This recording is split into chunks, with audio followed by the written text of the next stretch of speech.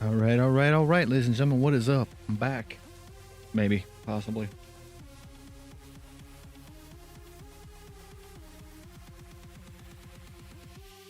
How we doing?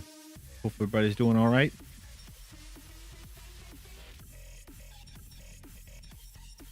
All right. For those of you that don't know, my name is William. I am the Rambling Man. This is my YouTube channel. My gaming, my discussions, my reviews, all of it under one banner for you guys. Easier to find me. All except for my TikToks, which there's a link for that down in the description below. Speaking of that, let's go ahead and run those now. Obviously, if you're here, you see this first one. You know the link to this first one. But I'm on TikTok, Twitter, Instagram, all that's down below. So check out all that. I'd be glad to have you follow me. Be glad to have some conversations. TikTok is the big one. I'm trying to reach 1,000 followers over there, so please follow me, share, get others to follow if you think they might like it, and if you're into that sort of thing. If you're not, thank you for your consideration. All right. So, last time on Rambling Man Live, we were doing some YouTube stuff to start out. So, I think I might try to do that again. Let's see what we got here, right?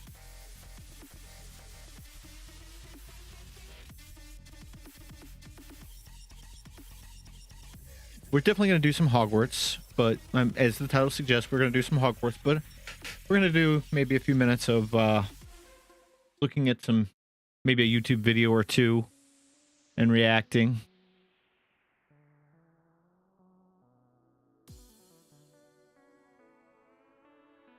So how's everybody doing? You know what?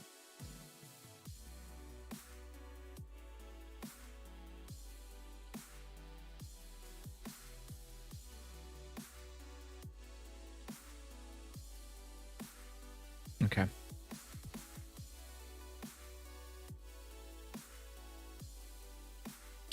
let's go ahead and go to this other scene here. All right.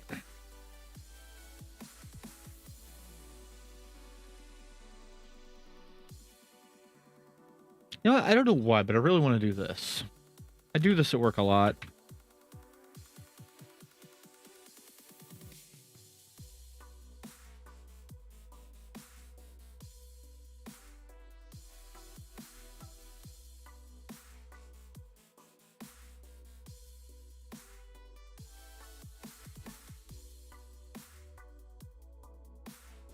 Let's check out some gamer rank shit, shall we? I like doing these top 10s. Just like, I watch these at work and I can't really say anything. I just kind of like, but I don't know. Let's see what we can get into. 20 things you can't. Let's check this out, shall we?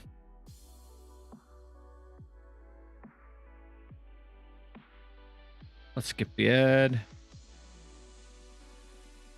Different stuff that happens in video games, and well, there's some things you end up doing all the time. Hi folks, it's Falcon, and today on What's up, Falcon? 20 things you can't stop doing in video games. Okay, let's see if I can do any of these. At number 20, and this is a really obvious one, shooting red barrels. You play games for long enough, and it's just instinct. I tend to forget they're there. So we're 0 for 1. You see something that is red and you shoot it. Doesn't I seriously tend to forget they're there. If it's red like, and, you know, by the time I remember they're there, cylindrical, it's after the fight and I'm like, oh shit, I could have shot them barrels. Here's What a the scenario that probably sounds vaguely familiar. You walk into a room, there's red barrels everywhere, there's no enemies, so you decide, hey, I'm not going to shoot these barrels. I'll save them for when a bad guy shows up. Then, without fail, when you're walking by a barrel, some enemy pops out of nowhere and shoots the barrel, killing you. We've all been there. I've never had that happen. Goes, fool me once, fool me twice, won't get fooled again. That's right? There should be no mercy. Oh, George Bush, what an idiot. They're going to have to get shot, no question. They will always betray you when you need them most, so I'm just going to enjoy the explosion, regardless. And number 19 is trying Things to go climb boom. Possibly steep surfaces. You play a Yep. game, you get a waypoint, quest mark, Yep. whatever. You got a big mountain in the way, and you got two options. You Go around it or go through it. Or go around it. Or go on top. And try to brute force your way over that damn mountain. Yep. Everyone does it. Admit it. If there's even the tiniest pond. Yep, I have so done that in every game I play. I'm like, you know what? I'm going to try to go over this bitch. As it turns out, I'm going to say 8 times out of 10, it was probably faster to go around than it was to go up and over.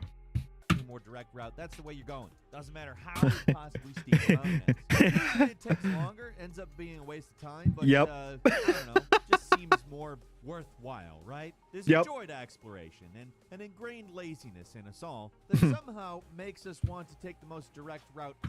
But is that really lazy, though, when you're trying to scale a tall-ass fucking mountain? Possible when it's actually more work. I don't know. Skyrim's bad for that sometimes. And number 18, pressing buttons during the title splashes. We've all done this. This is going to be about load Yep. screens, but how many Where you're just trying to skip the cutscene or trying to make the load screen go faster. A lot of games have some pretty tediously long startup sequences where you have to look at a dozen production logos, publisher titles, firmware logos, and like one screen telling you that real Yakuza use a gamepad. Or Detective, not leaving out our man Talk. Oh yeah, and then there's a few license agreements that tell you don't actually own the game, you just own a license to play it. And it's like, holy crap, yes, I know you're screwing me, let me play it. Now, surprising PC players sometimes are able to delete some files and get rid of these things, but if you're on console, there's no luck there. Like, at least a few games out there let you do skip. Yeah, I'm not all that big into trying to delete game code. I might end up fucking it up worse than I are. I just leave this shit alone. I'm not that big of a PC gamer. Some of this stuff, but those are few and far between. Everyone has to watch this stuff, but nobody really cares. So for players, the only recourse is kind of to mash buttons, and then at least you're. It's a nervous tick, is all it is. God forbid I acknowledge the people who worked on this game or read. Ew. No, this stuff is all useless. Number 17 is spinning the camera when you're bored. Let's be real, most of the stuff we do in games is kind of arbitrary and stupid, and this is probably one of the more pointless of all of them. If a game needs a control during a cutscene or an event, you better believe I'm spinning that camera like an idiot and listening to what I'm supposed to be focusing on. Every time. Every single time. Ones I've already beat. Maybe I've seen this stuff 2 or 3 times. Maybe there's a difficult fight right after. Or you just look straight up or straight down. I don't know. Spinning the camera isn't the most mentally stimulating activity, but it's better than nothing. If it's a third-person game, then another option is just spin around and flick when you're bored. Sometimes the character just spin around on a dime, completely frictionless, and sometimes he'll do a little dance for you. Either way, win-win. And number 16 is knocking enemies off ledges. Simple, man. Enemy plus ledge equals the falling nightmare, you know? We've all had that dream. Except it's not you, it's them. Your enemy. Of course I'm doing Wait, I just spaced out. What is that? Enemy plus ledge equals the falling nightmare, you know? We've all had that dream. It's not you, it's them. Your enemy. Of course I'm doing that. Obviously, the Star Wars game is pretty much perfect for this kind of shenanigan. Or when you're hanging off of the ledge and you just want to pull them, but the game doesn't give you the mechanic to do that. And you're like, why? Push usually makes it easy enough. And any game with a good kick ability is made for this too. Like Assassin's Creed Odyssey, it's got that "This is Sparta" kick, which is a lot of fun. But one of the all-time great mighty boots in gaming was this game called Dark Messiah of Might and Magic. Kind of never heard of it. Game. And if there's never mind. Yeah, I have heard of that. Beginning, it's knocking bad guys off ledges. Another good one, Dying Light. I don't think it gets a lot more satisfying than Flying Dragon. I really gotta finish that game at some point in my future. And then you fall. And number 15 is hoarding everything. You know what I mean? Oh my god. RPG's horrible for that. Like, you save shit thinking you're gonna need it. Talking about constantly on the verge of being over encumbered, never going to give up anything, but never using it either. The video game hoarder can't help. Prime example. Stuff is possible. It doesn't matter how worthless any of it is. Doesn't matter if the good stuff is never going to get used. Just doesn't matter. You might need something someday, but that day never comes. You're making life harder for yourself, constantly saying those cracked red orbs I never fucking use. Boss comes, you still don't use it because who knows? Maybe there's a tougher fight coming after that. And that's bad enough, but in games with the mechanics for it, you're always getting over encumbered, slowing your movement speed down to a crawl until you sell something, which then you fret over and think about way too hard, only go to the next dungeon and go through the whole thing over and over again. And then you just get good at playing the game without items. So it's extra irrational. You're not going to need any of this crap anyway. You've proven that to yourself, but you still hoard it. Kind of like hoarding in real life. Totally irrational. Like you're playing a Souls game, you're never going to use all that crap for one specific reason. You're going to die, and now it's wasted. Yep. And number 14, going the opposite direction the game tells you to. There's a healthy sense of exploration. This gets me into trouble a lot more than it helps me. Because half the time it's always I think I'm going the opposite direction what game wants me to go, but then it ends up being the direction that the game wants me to go. So I'm kind of like, and then when I'm going in the direction I think the game wants me to go, it's just a hit or miss for me. But yeah, we've all done this. And then there's this. Every single time a game tells you to go somewhere or to do something, well, you'll go there eventually, but not before doing eventually.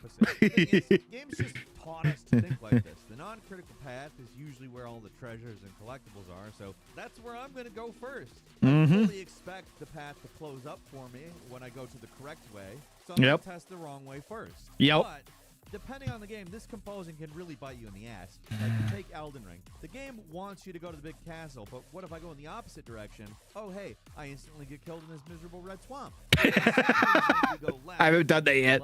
Playing a side-scrolling game. It's not crazy when so many games love to hide secrets this way. It's only rational to want to explore everything, especially if you're a secret hunter. Yep. And number 13, shooting lights to see if they actually go out. More of a holdover from the early days of 3D.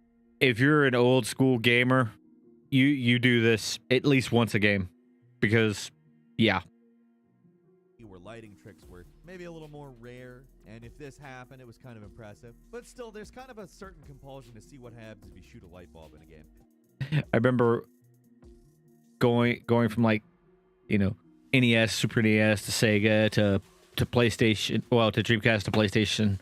It's like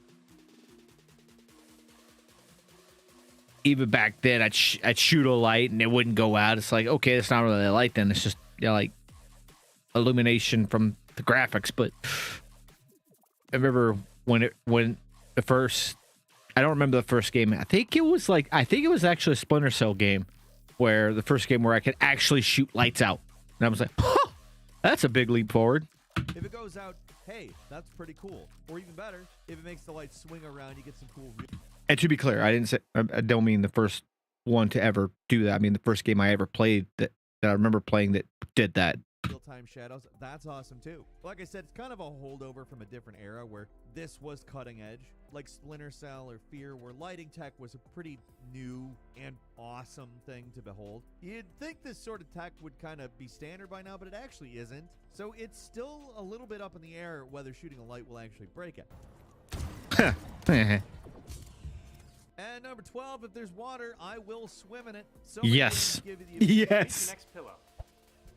Why do we make our pillow in the shape of no? F off. Damn ads. Ability to swim, but so few games have any real. And then there's the game. Then there's the games where you jump in the water and you die.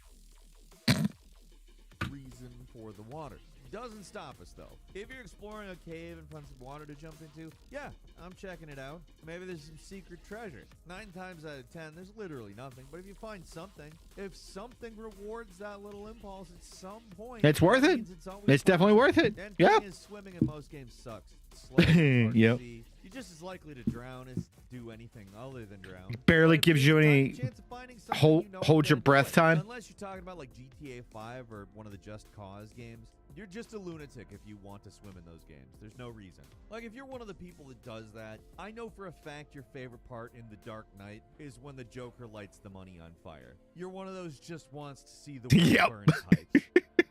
And number 11, if there's lava, I'm gonna stand in it. Lava's really just glowing water, right? Not so much. At least it is in video games. Not for me anyway. I don't know. I'm not gonna stand in any real lava. But just like with water, how dangerous it is varies pretty wildly from game to game. I'm not gonna do it because I do know in most games health is a very serious commodity, and yeah, I try not to use my health whenever I possibly can. Okay. Sometimes it's kind of like a slightly warm pool of orange soda, and in others it's instant death. Oh yeah, and basically everything in between could possibly happen. Games like to get cute and hide stuff in the lava, so of course you're going to want to check it. It's about a 50-50 chance it's instant death or not, though, because you have to know. What if there's a relic or something that you need in there? The worst games are cruel enough to hide an item that makes you resistant to lava in the lava. So in the lava, yep. That thought is always in the back of your brain. Better check. I need to know for sure. We're not even going to talk about the Joker burning the money.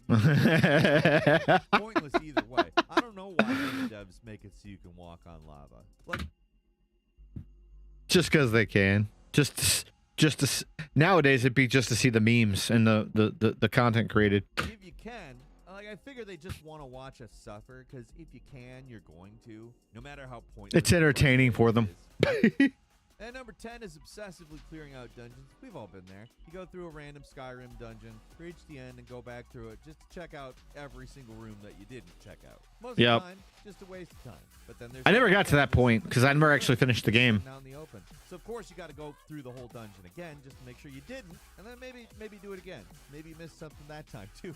In games like Skyrim or Fallout, they're just as likely to have some special piece of equipment sitting out in the open as they are to be locked. Yo, Dizzy, what's up? How you doing? Sorry, I was focused on the video. How you doing? To double or even triple check a dungeon. Welcome. Obviously, those aren't the only games where it's easy to miss things, but they're definitely the ones where I find myself retracing the steps most.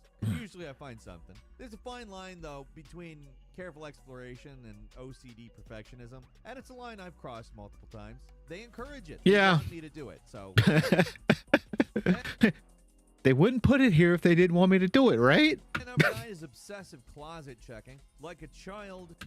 Obsessive anything that opens checking. I would just make this obsessive anything that opens checking. Anybody who does RPGs, yes. After waking up from a nightmare, have to check everything, make sure there's nothing, sort of residually left over from the old dream. The closet checking is actually a lot like the obsessive dungeon exploring, but there's no dungeon. You just, in a place. It's like in Dark Souls, I have to obsessively pick up everything that's dropped. I don't care if I have like 400 of them already. I'm picking up the next one too, because fuck it, it's mine. Place where there's closets. Like in Shenmue, where you're opening every drawer, closet, shutter in the vain hope there's something to find. Or just like, you know, any other RPG player who clicks every door, trash can, bush, see if there's a potion, or whatever. It's all the same. The endorphin rush when you actually find something is enough to justify all the waste of time. I mean, who's saying no to free stuff? I'm not. Even if it's mostly worthless, there's going to be times where it's really worth it to check out. Like I just said with, yeah. That, I mean, like I just square inch of it. And although it might look funny to ransack people's houses and rummage through garbage, there's times when it pays off. And number 8 is hoarding ammo. You know, oh god, reloader, the type who always has to reload their clip after just a few shots, just to be careful. But there's the flip side of that, the ammo hoarder. Yeah, you know what I'm talking about. In games where it's just easy to max out ammo, where you can find a pickup instead just passing by it because you're already full. Instead, you fire a couple shots, reload your gun, and then walk all over the pickup again. Just so you actually collect the ammo. If you don't need it, there's literally no reason to pick it up. In fact, I can't say I've ever been that person like that does that every single time. I've never really, I don't think I've actually ever done the whole shoot, reload, and then pick it up, but I'll pick it up to the max. So I'm probably not as bad as he's saying here, but I also thought he was going with the person that like never shoots and never, you know, that one person in the team that barely ever shoots is going around maybe doing melee at best, and he's just there for the loot. I thought that's where this was going. In fact, you're probably just making stuff harder for yourself if it's a game of backtracking. You might come back here, and that ammo might be a little more helpful then. But you can help yourself. There's ammo to be picked up. Unless, of course, the game like resets the drops in that section when you leave it, then you're kind of screwed. So you're picking it up, whether it makes sense to or not. And number 7, the no health guy. This is for all those people that got the in water ending in Silent Hill 2. You know what I'm talking about. Your health is in the red. Just one hit's probably going to kill you. You got plenty of healing items, but instead, you don't heal. There's a little tiny chance the next hit won't kill you, so you don't heal. And then the next hit... I've never been that person. So, do you learn a lesson? Maybe play a little more cautiously? No. Some people do it because they're health hoarders. Others because they can't accept the shame of healing because it's absolutely necessary. I mean, they never get hit anymore. I know for me it was always, I'll get through the fight, then I heal and get myself to the next section so I could conserve as much health as possible. That was always my logic. Where else? Why should I heal here? And the earlier Resident Evil games are especially bad about this because they give this kind of player an easy excuse not to heal. Instead of a traditional health bar, those games just tell you if you're healthy or injured or almost dead. It's super vague, and you can kind of read it however you want. For the no health guy, flashing red lights and warning sounds, nothing to worry about. But at least saved one of your 10 extra green herbs for a real emergency, right? Like a boss fight. And number 6 is focusing on the mini-map more than the actual game. Duh. They put the damn thing in the game, so I'm supposed to look at it. But they also put, you know, everything else in the game. I've been the person that's forgotten that the damn mini-map was there on occasion. Like, I'll go to the big map before I go to the mini-map.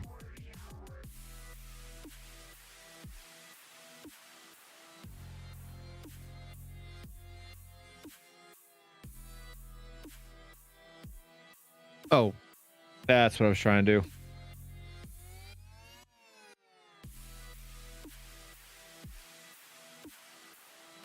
All right. I'm supposed to look at that too. Still, that thing dominates my attention. Like with people who struggle with multitasking or are inclined to hyper-focus, that minimap is a black hole for eyeballs. Remember the old GTA games? The only way to really know what direction you were going in was to look at these things. After 20 hours with the game, you'd think you get a decent sense of direction, but no. You never memorize the map because you're looking at the mini-map. Problems too. Like, expect collisions. Car collisions in GTA, horse collisions in Red Dead. Remember Far Cry 2, the game where you have a physical map that tells you where to go while you're driving? You're literally holding a map over your face while driving. No wonder everybody shoots you on sight. You're a case of vehicular manslaughter just waiting to happen. And number 5 is unnecessary grinding. Play enough RPGs, you're going to do this eventually. Yep. There's going to be a boss. We've covered this one too. You can't beat it, you should have grinded. You're locked in their arena, it doesn't let you leave. That's where the autosave happened, and you didn't do a regular save, so you're stuck there. Yep. And you got to start over. From that point forward, that player will grind in every single game for no reason. Doesn't matter how easy the game is. If there's levels, The trauma of getting you're gonna stuck hit in a boss that fight. level while everything else is in its teens, and you're just gonna dominate the game. There's no reason for it other than maybe that bad experience that one time. But at the end of the day, it's just a way. It's very real trauma. There's also a It's decent argument that it's a good way to let some stress out, listen to a podcast, or watch YouTube videos. And grinding can be pretty fun, but there's a lot of games where it's not necessary. And number 4 is mashing buttons to move faster. Is solely Yeah. responsible for this. They're the only ones twisted Guilty. to make I've done easy it. to mash the A button to move faster, rather than just doing what every other game does and making so there's a run button, or even better, a Or lock button.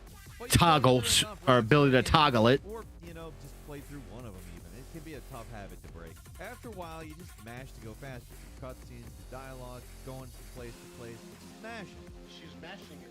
It's almost never actually quicker, but if it works in Red Dead, then why doesn't it work here? Even in those games, it can be painful because you really only have to tap a little bit to reach full speed in Red Dead, but who doesn't just mash it like crazy anyway? I know I do. Mash it, baby. But I want to get that max speed up. Do the And monster number 3 mash. to give up Oh, my I'm favorites. nope. I know I'm not the only one who holds on to otherwise useless equipment for too long. Just Mhm. 'cause it's something I like. In RPGs, that means I slowly started to get over this one. like how it looks, or using a weak weapon because I prefer the moveset. It even extends to games like Halo, where you only have a 2-weapon limit. In fact, I'm going to say especially with those games. In Halo and derivative games with the weapon limit, I might run out of ammo for, like, let's say the machine gun. And I probably should have dumped it, but I held on to it. It ended up being mostly just a worthless slot for the rest of the mission, but they'll drop some ammo at some point, right? And they do a cool No. thing in the Uncharted games where they give you a special weapon from time to time. One that you use up and discard, but they're so good I want to hold on to them. But now I'm just kind of walking around with a minigun that I can't use. Yeah. Yeah. I know, but I like it. And number 2 is doing all the side missions and quests before doing the story. I don't know if it's a form of OCD. This is my major problem right now in gaming. This is my major. As an older gamer, I want to do because I have this fear, and this comes from experience. I have this fear of doing the next story mission, and then the side quest up to that point are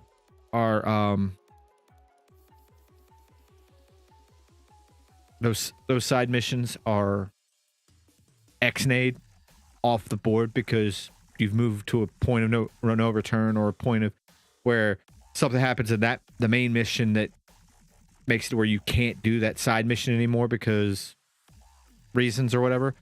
And it's mainly because of like games like The Witcher, right? Where a seemingly innocent like side quest or side quest that may not seem important, but you do this next story mission and then you see a red X mark and you're like, what the oh, you in the main mission you made this choice and now you can't do that mission anymore. So that's why that's my problem now. I have a fear of red X's on side quests and coming up with bad endings.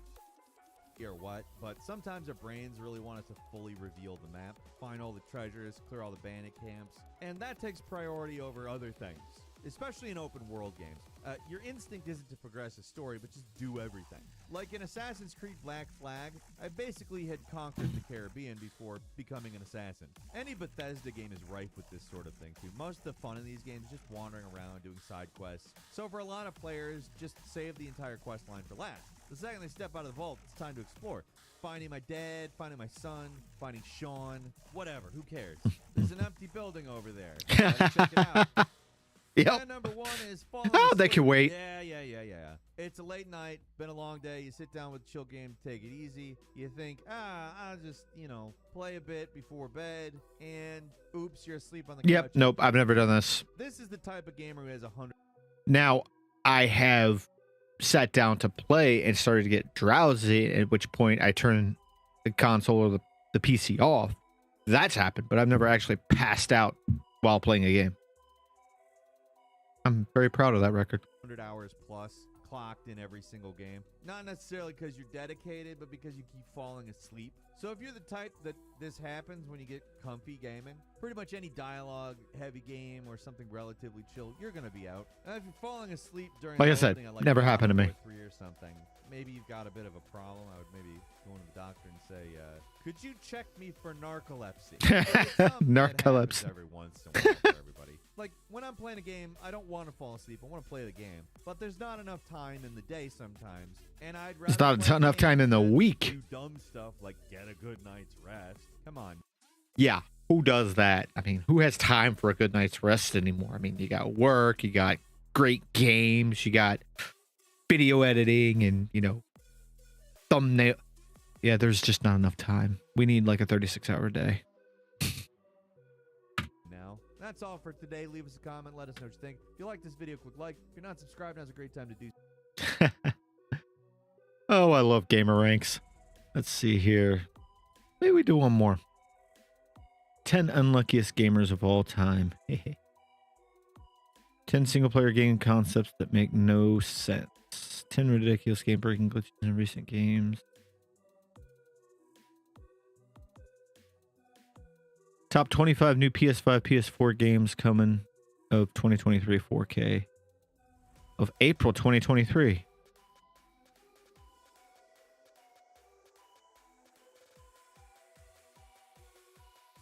Yeah, why not?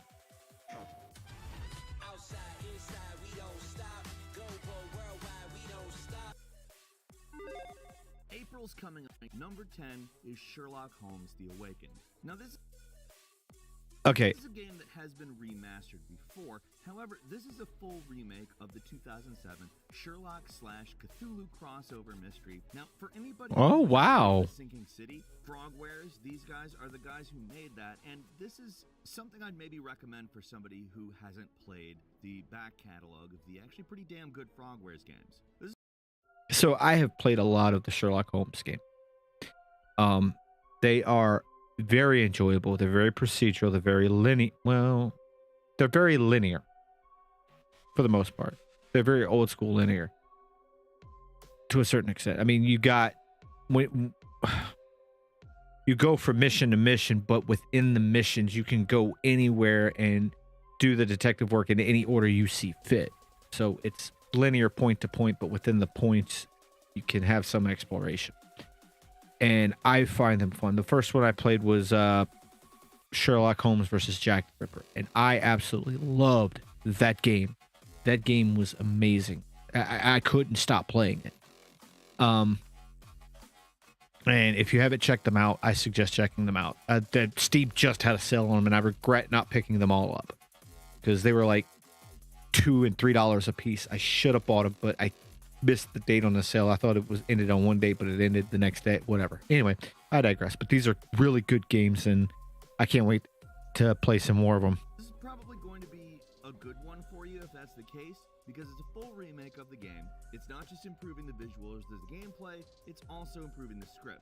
This was actually Frogwares' first 3D game. Up until this, the Sherlock Holmes series was basically a point and click, and this one actually did have point and click aspects to it, despite it being technically first person. Given that it's being released to pretty much every console, I'd expect it to play a little more like a traditional third-person, like modernized game at this point, especially given Kind of reminds me of Vampire a little bit. New third-person mode, and all the footage I've seen in this game makes it feel like that's probably how it's going to land, and I think it looks much, much better than how it used to look. I mean, this is more or less the game that sent Frogwares on the path to the Sinking City, and I do acknowledge it. Another game I've got to play. I've got it in my wish list. It has some jank, but I do think they're pretty adept at making an open world mystery game. Sherlock Holmes: The Awakened is landing on PS4, PS5, the Xbox Series, Nintendo Switch, and PC April 11th. Oh, it's coming on all of April 11th. Cool. 9, it's Ghostwire Tokyo. Again, this came out last year as a timed exclusive for the PS5. It's landing on the Xbox Series. This game looked interesting to me. Absolutely interesting. It's an action adventure game with a pretty interesting form of combat. It actually got a little. I was actually, when I first saw the trailer for this, I was like, huh, it actually looks kind of different. Like maybe some concepts we've seen before, but different, but in a different setting, different context. But I haven't actually pulled the trigger on buying it yet. I will eventually at some point. For what was called by critics clunky movement, but I'm not sure I agree with that. I thought it was a pretty fluid and interesting combat system, and this is one of those games that's been written really well. It has a great narrative, this really immersive world that looks different from anything you've ever seen. It's like photoreal Japan with all these supernatural elements, and I'm not sure I'd say the bosses were what you might hope for them to be, given how great the enemy encounters in this game are. But again, it has an awesome story. Atmosphere in this game, pretty much second to none. It's beautiful, haunting, weird, and it's definitely not perfect. Still, it's something special in its own way. It took about a year, but Ghostwired Tokyo is coming to the Xbox Series April 12th. Ooh. At number 8. Which I think it's already been on PlayStation, maybe. Actually, let's look that up. Ghostwire on PlayStation? Ghostwire on PlayStation.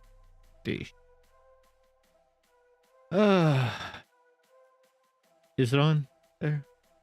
I think it is. Yep. Bethesda Works on PlayStation. It released on 3/25/2022. Interesting. This is 2023, right? Is the Mega Man Battle Network Legacy Collection. Now, okay, so I have never, ever played the Mega Man series. Heard all about it as a kid. Well, after a certain point. There's a funny story about that. I just told this at work recently. I had when I was a kid in elementary school, I used to do like weird drawings. I used to like try to attempt to draw stuff. Like I could draw a decent Wolverine, and I did one just randomly. Like it was a buff mechanical, not even a mechanical. It was just like, I don't remember what it was, but I called the photo Mega Man, and I showed it to a buddy. He's like, "That's not Mega Man." I was like, "Yeah, it is. I just made him up." And he's like, "Wait, I'm talking about Mega Man. Mega Man is a game character." Really? I didn't.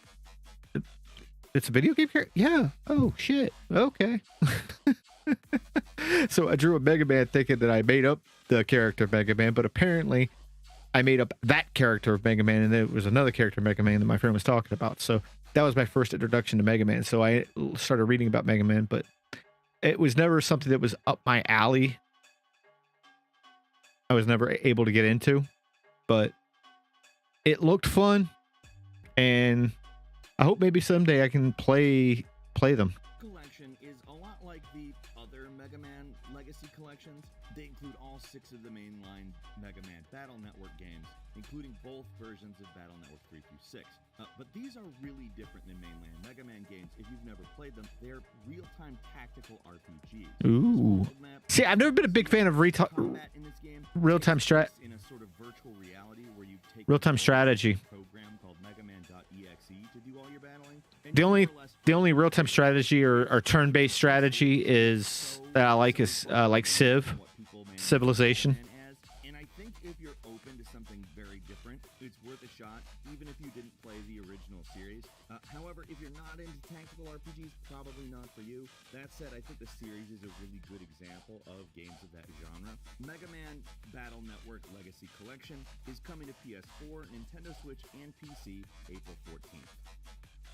At number 7 is Meet Your Maker from the developers of Dead by Daylight. Never heard of this one. Super Mario Maker and Doom, that's what you get here. It's an FPS where the point of the game is to design levels that are basically paths to acquire genetic materials, which are found at the center of the outpost. So you're basically making a path to those genetic materials as a level maker, and as a player, you raid that outpost either solo, you could do a co-op. I don't think you could build in co-op, but in terms make your own level game? A lot like Doom. You got a lot of firearms, obviously, grenades, a melee weapon. What's the name of that game? And this is the best part. They put Meet Your Maker. Okay. So you got all that. Sounds like a pretty good idea. That might be some. Personally, I'm interested in it. I'm interested to see if it works out, because to be frank, Super Mario Maker is a kind of game that stands alone, not only in its genre, but there's not really a lot of quote-unquote maker games. I think this looks like a really fun version of that. Meet Your Maker is coming to the PlayStation, the Xbox Series, and PC April 4th. Oh, okay. At number 6. Interesting.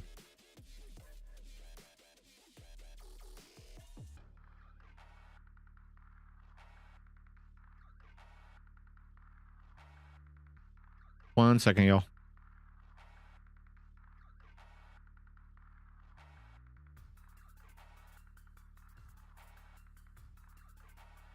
All right.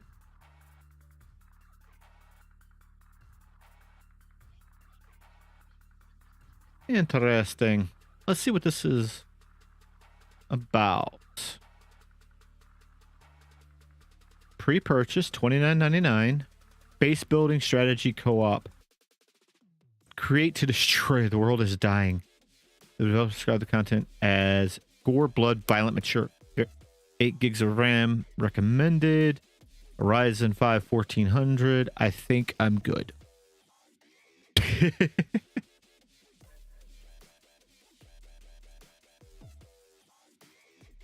This is Bramble, the Mountain King. What's described by the developers as a grim adventure set in a world inspired by dark Nordic fables sounds good to me.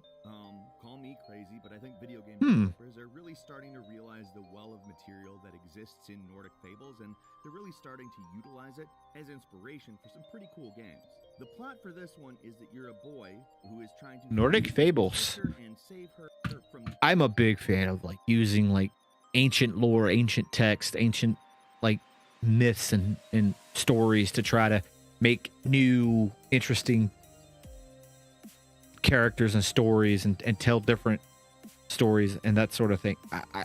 That's one of the reasons why I was a big fan of Stargate, because it took what we knew to be our mythology and it kind of put a spin on it, which is it's one of the things that intrigued me, and probably a lot of other people as well. the titular Bramble, a monster. This game shows us a combination of like fairy tale stuff, some cute NPCs, and some kind of messed up looking monsters, Bramble included. I think it's also one of those games that's going to get a little more freaky than it's letting on, and I think that's going to be a lot of fun. That looks amazing. And lands on PS5, Xbox Series, Nintendo Switch, and PC April 20th. Moving on to number 5, it's Road. Hold on. We're gonna add some games to my wish list right now. Let's see here. Bramble, the Mountain King. We're gonna check that out. Okay. I had no idea about that game. 96 Miles Zero, a prequel to the very successful Road 96, and it sort of sets up the characters for that game. You're essentially a couple of teenagers, Zoe, mild spoiler alert, flees from her home, and that's kind of why the original game happened in a way. It made a name for itself by kind of having an interesting... Not my kind of game, I guess. Some procedurally generated stops along a more or less winding road across the northern border of the game's fictional country. You hitchhike, you walk, you even steal cars, and while I think the feel is probably going to be very similar here, the structure obviously isn't. It takes place in what appears to be a town and a house, so it's probably going to be a little different from that sort of road trip, road show type game that Road 96 is. However, again, I would guess the tone and characters are going to end up pretty similar. If you enjoyed Road 96, you're probably going to enjoy this prequel. It sets up the narrative in the main game. Road 96 Miles Zero is coming to the PlayStation, the Xbox Series, Nintendo Switch, and PC on April 4th. And number 4 is Minecraft Legends, an action strategy game that obviously takes place in the Minecraft universe. Okay, no.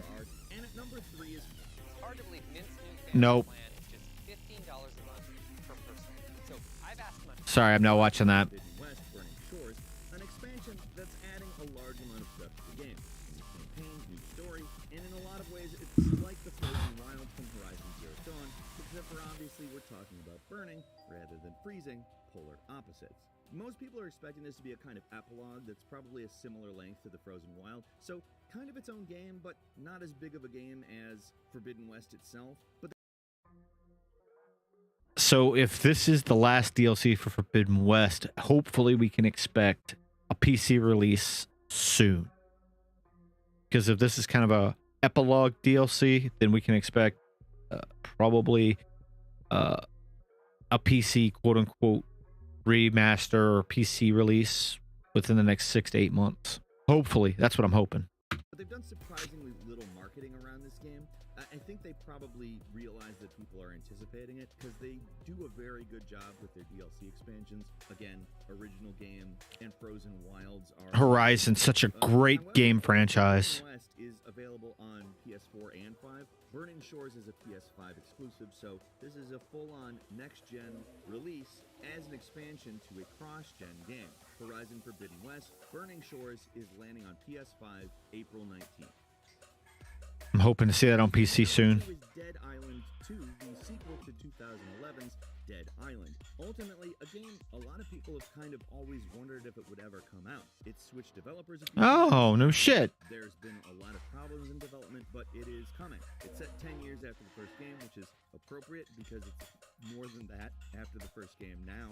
It takes place in an open world Los Angeles and also San Francisco, carries over some of the crafting systems and stuff from the original, however, meant to be a much larger game. Now, I'm not gonna lie, the game just coming out seems like a bizarre enough thing, but from everything I've seen of it, it actually looks pretty good. I enjoyed the original Dead Island, and I never played the original Dead Island. And I like that they've made it a little more colorful and vibrant to match the area they've placed this game in. Dead Island 2 is coming to the PlayStations, the Xboxes, and the PC April 21st. No kidding.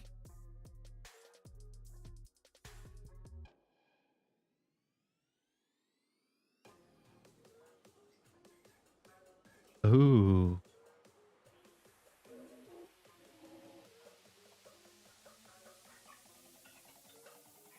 Interesting. It's only $19.99. Well, $39.57 if you want the entire thing, but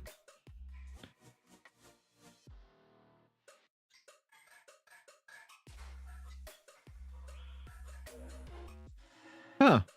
Dude, that's not even on Steam at this time. What? And finally, at number 1 is Star Wars Jedi Survivor, the sequel to the Star Wars Soul-like Jedi Fallen Order. There is tons of new improvements on what was Did he say Soul-like? To the Star Wars Soul-like Jedi Fallen Order. There is tons of new improvements on sequel to the Star Wars Soul-like Jedi Fallen. Soul-like? In what way is Jedi Fallen Order a soul? Okay, I gotta see this. Hold on. Hold on.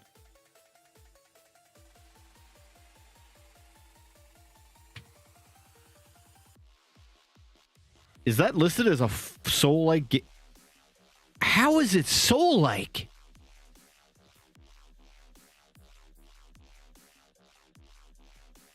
I can't. How?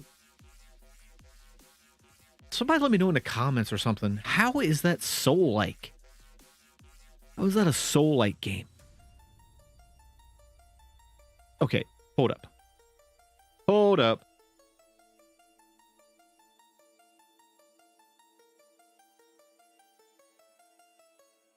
Is a subgenre of action role-playing game and action-adventure games known for a high level of difficulty emphasis on environmental storytelling.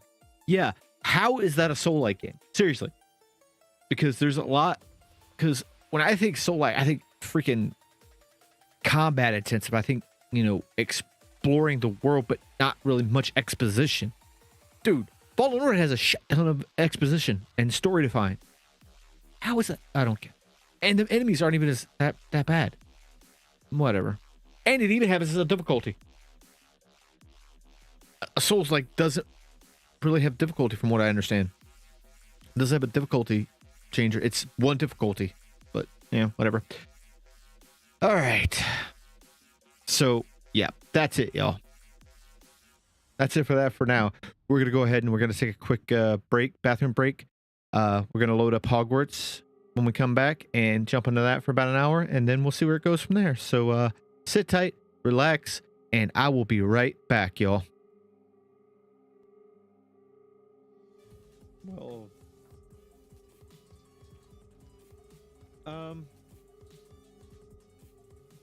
shit.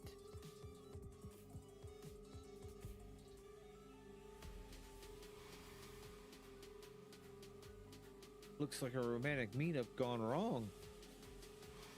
Did they not know there was creatures in here? I mean, it is a cave after all. I'm just saying.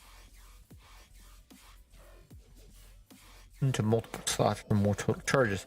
Spell charges are restored by resting at a bonfire. Wearing special rings can increase the number of attunement slots. Leveling attunement past 50 has no effect other than having a higher level, so stopping here is recommended. The maximum possible number of attunement slots is 12 slots, having at least 50 points in attunement and equipping both rings. Sometimes when gaining a new attunement slot, if a spell is not acquired right away, the attunement slot may become unusable. Okay. I don't give a shit about your goddamn case. Lieutenant, you're not yourself. You should Beat it, you hear me? Get the hell out of here.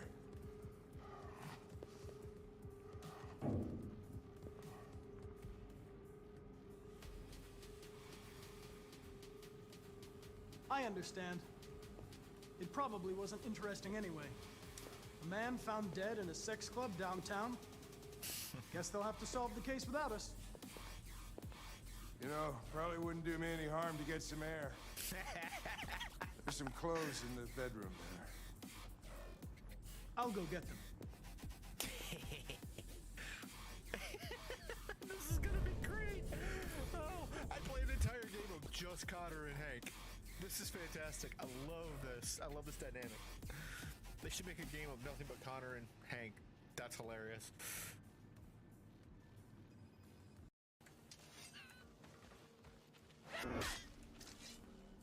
Oh. Did y'all see that? That fox disappeared when I killed it. War, what is up, my man? How are you? Yep, I knew it was coming. Transition. Oh, why not? It's perfect. Oh boy. And to dodge. Okay, you want to play? Then let's play. Oh shit.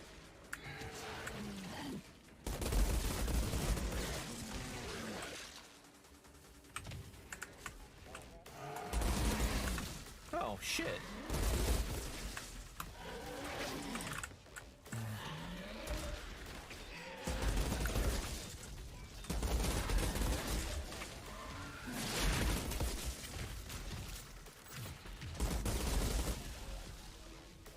Captain, I got attacked by one of those cow things.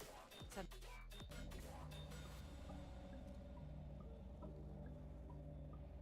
Did that thing really just turn? Yes, I'm about to do this.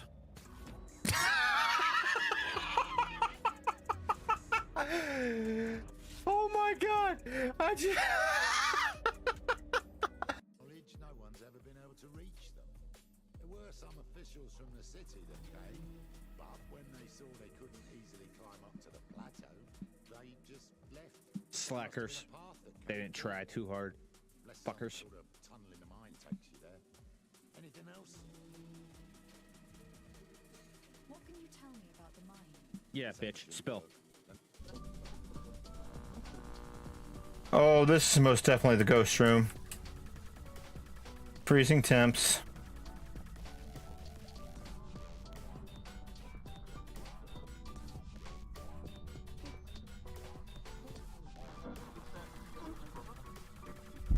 Oh shit!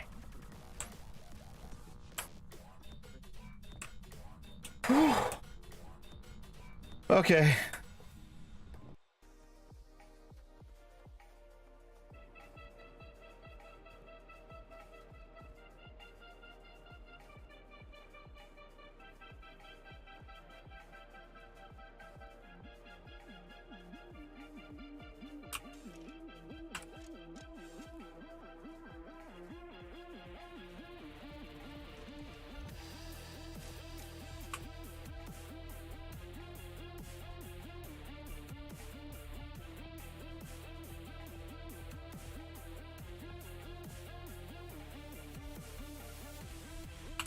Oh shit.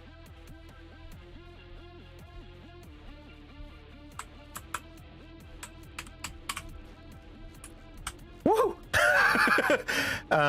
Yeah, I'm probably not gonna go back out there for a minute because that's a big bear and I don't think I can take it down yet.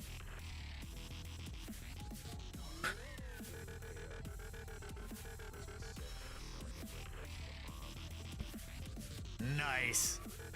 It takes a second to update though. I haven't played Dying Light in a friggin' minute. I'm just gonna throw that out there. So I may have forgotten some controls, but it'll be good. It'll be gravy. Gravy. Biscuits and gravy. I want some biscuits and gravy now. I gotta stop making myself hungry.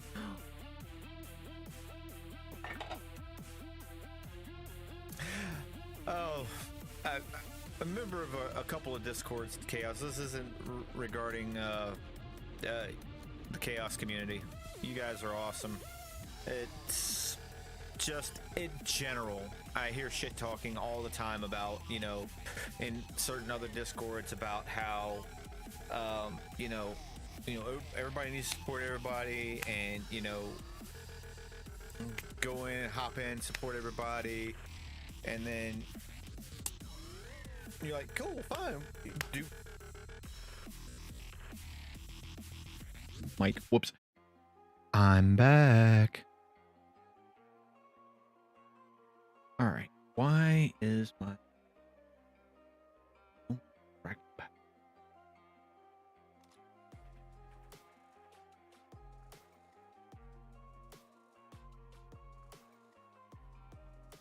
What's up, Zach? How you doing?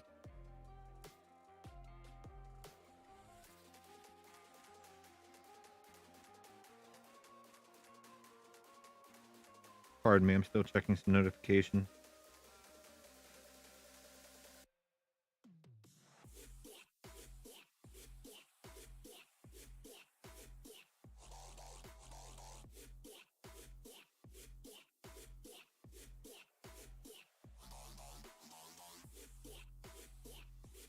Wait. Okay, hold up. How much fucking processor power am I using? 15%. Okay, cool. Better. That's all right. All right. Let's load in, shall we?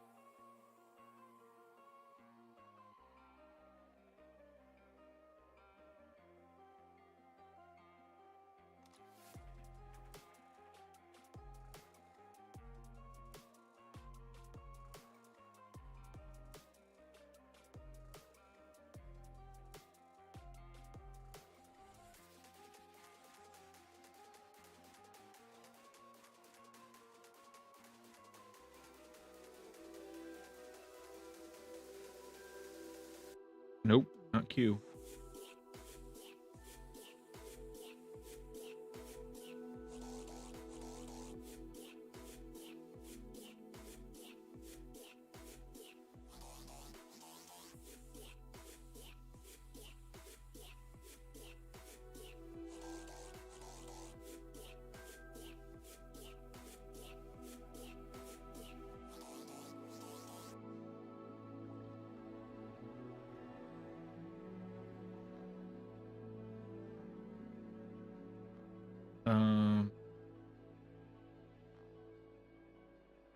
They take Hogwarts Legacy off of here as an option?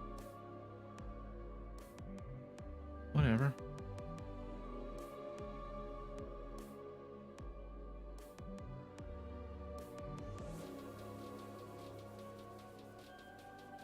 Whatever. 37.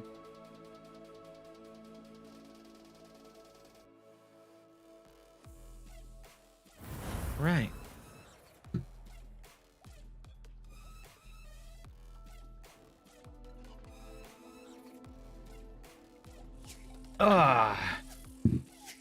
Stuffed. I'm not stuffed. I'm actually energetic. You just missed the whole discussion portion of the stream. We were going through some Gamer Ranks videos. And now we're going to jump into some Hogwarts Legacy.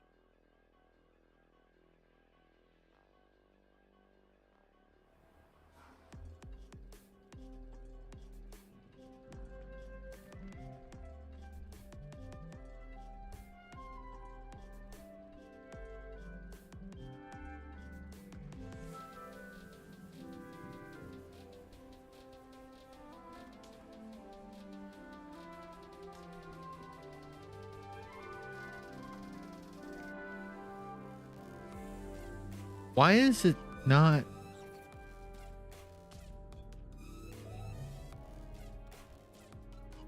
Did they really take Hogwarts Legacy off of here?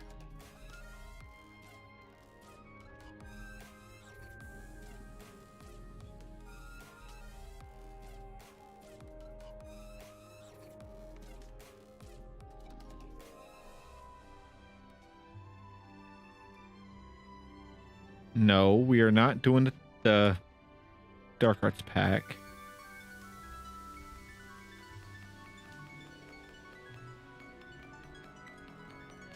No, that's not what I wanted.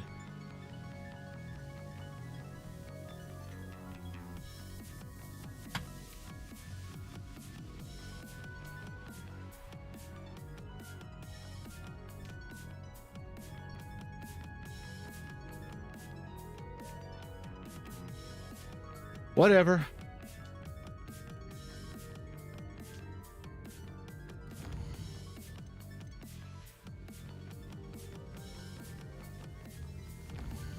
Okay.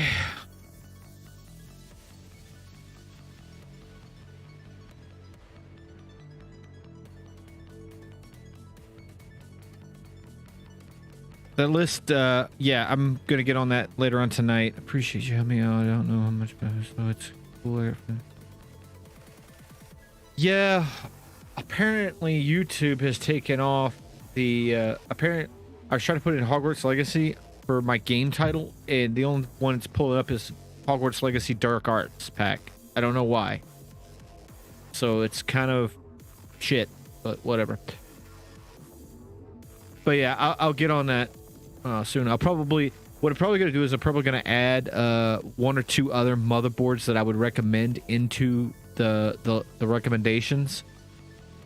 But just to give you choices, because the one that I picked out was just to get within that $1,200. But if you're willing to spend just a little extra, you can actually get a better motherboard.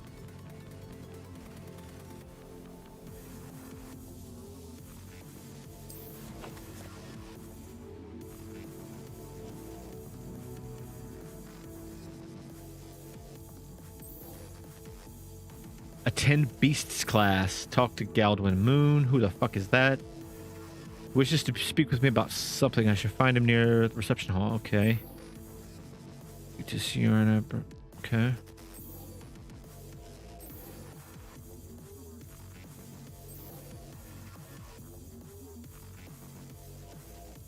Alright, so we got to use that map. Clear the goblin encampment.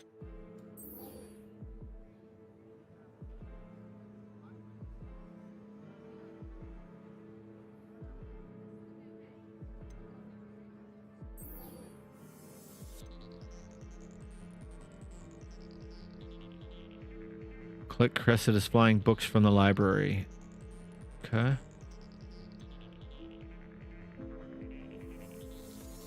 Find and enter the hidden herb.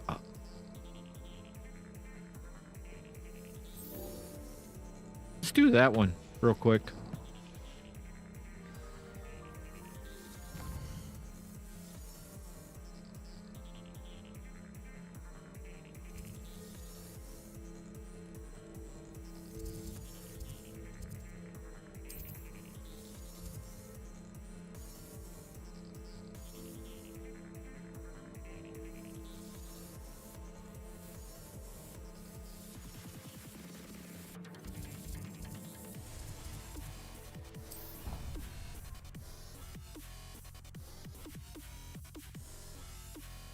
My dude. All right, where are we going? What do you mean you won't be coming home for the holidays? Darling,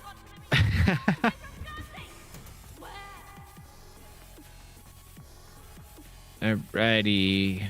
Let's go out here.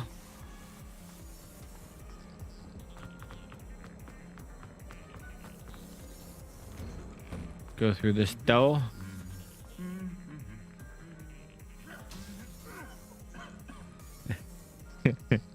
I love these statues. These suits of armor are hilarious.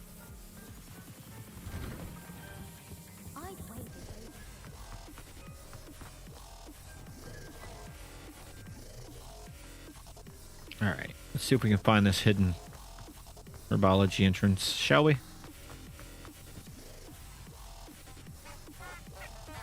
Hey, look, it's a moving grass dragon.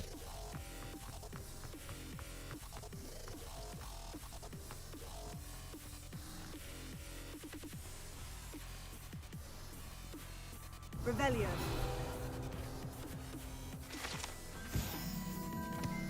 Gloom bubbles. Gloom bubbles are magical flying insects that produce treacle, which cause melancholy if consumed. Okay.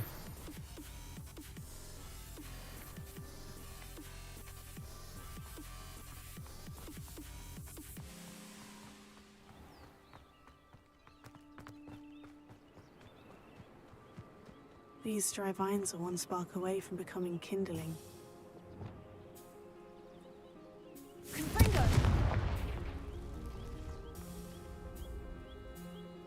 What we got here? Ooh.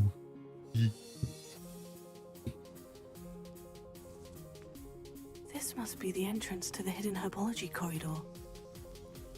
Devil's Snare seems to thrive in darkness. Perhaps it doesn't care for light.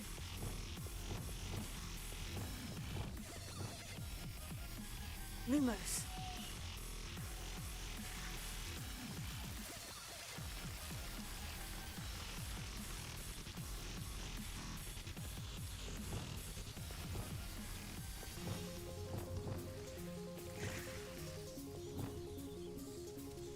Wingardium Leviosa.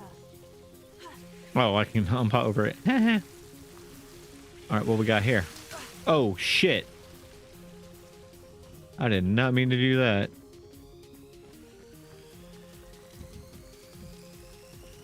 Lumos.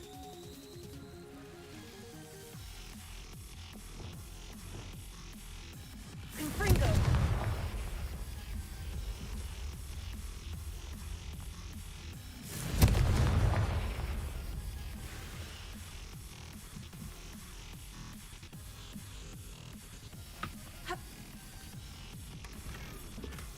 Well, we got those.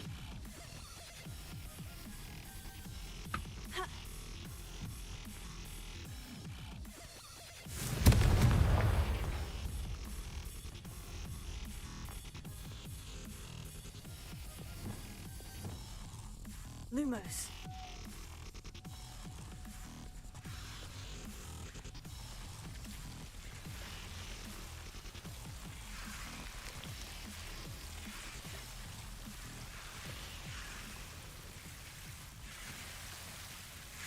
Revelio.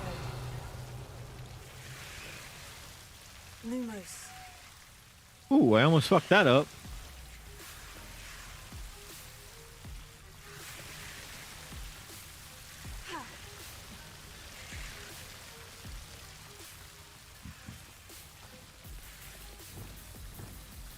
Confringo.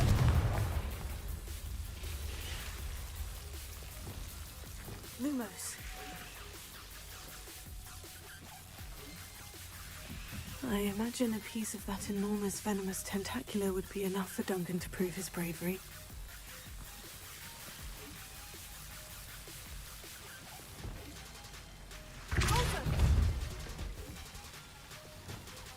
Lumos.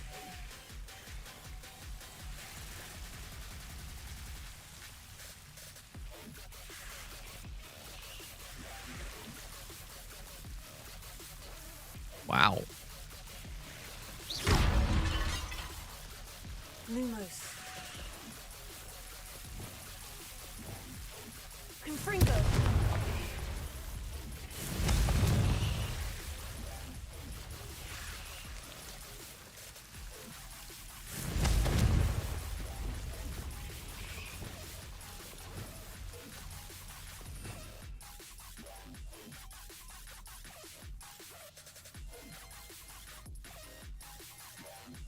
Okay. Lumos.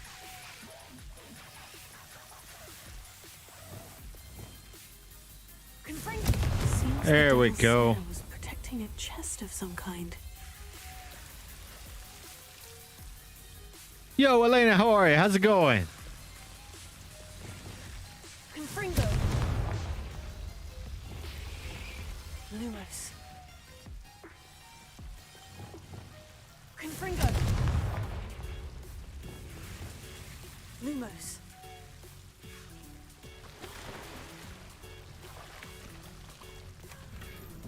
Aha, we got more stuff. Revelio. Lumos.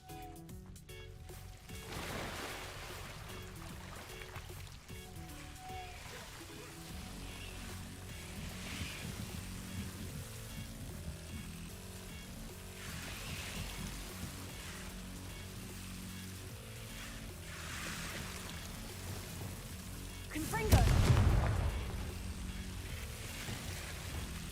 Lumos. Confringo. Wow. Lumos.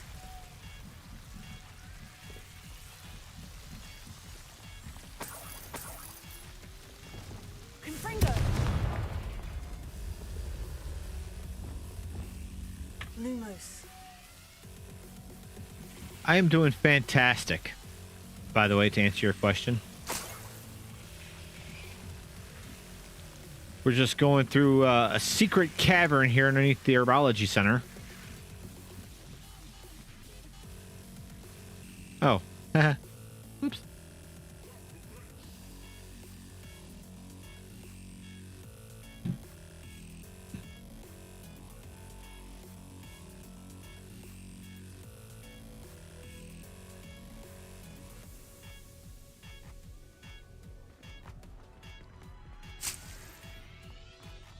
I'll take it. Why not?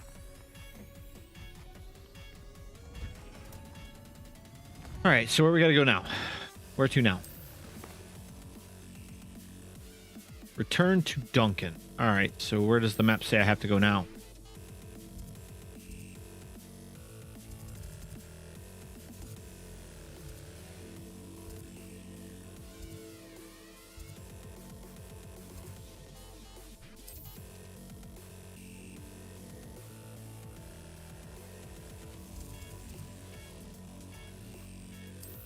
Let's go there, shall we?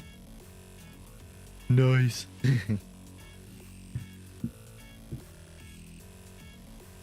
What are you up to now? We are up to nothing. We are down to everything. Or down for everything. Something like that. I don't know. Where you at, Duncan? Have you There found you are. anything to prove my... Hello, Duncan. I have the proof you wanted. That's one leaf. Must have been a giant venomous tentacula. It's even more than I expected. I knew You're very you were the welcome. one to ask. You're very welcome. I appreciate you getting it for me. You're very welcome. Of course. I hope this helps you prove yourself. This is sure to put an end to Puffskein Dunking for good when I show everyone in the common room tonight. Or it could This will lead show to something everyone more how dangerous ridiculous for that you. nickname was. Thank you again, and have a good day. I know I will. Thank you for all of your help.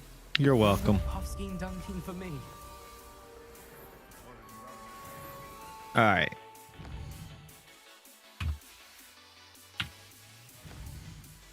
All right, what we got next? This is map,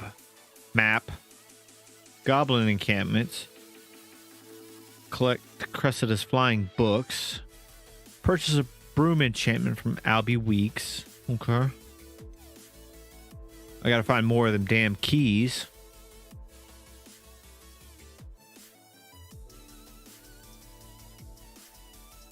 Cast Depulso.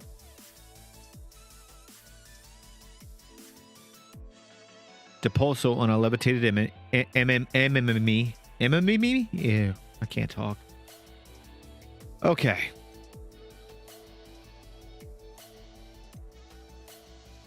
I need to travel to Hogsmeade. I should be able to find Signora Cerrone inside the 3 broomsticks. Okay. All right, let's go to inventory. Let's go to...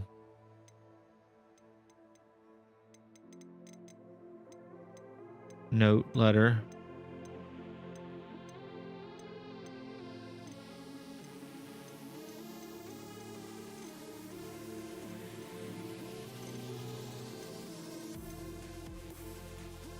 Map of floating candles. Oh, you.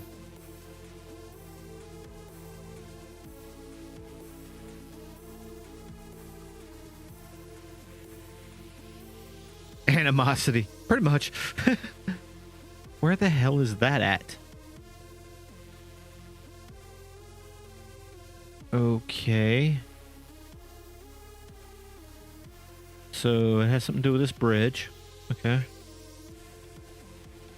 I have no idea what the hell's going on here, to be honest with you.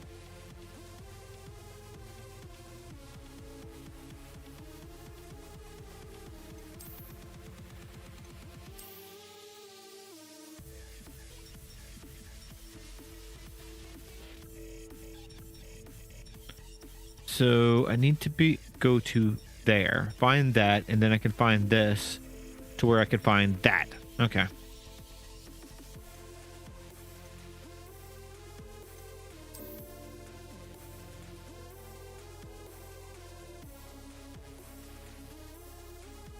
So where the hell is that at? Might have to hunt those down later at a later date. Oh shit. My name is William and I'm a moron.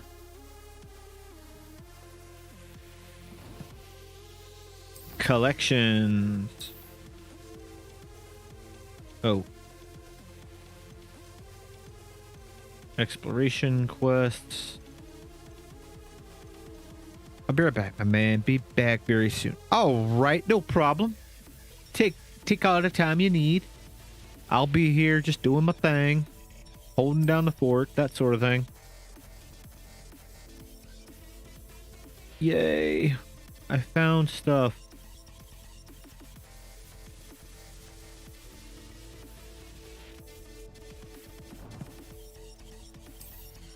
We got gear.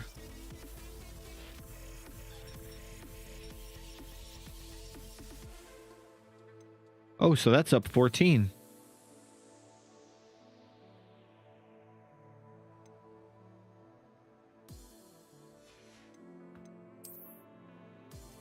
Oh, we got unidentified stuff. All right. So with that being said, now that we've got unidentified stuff, let's go to the room of requirement, and let's go identify the stuff that we got. Got to identify. What's up, Deke? How are ya?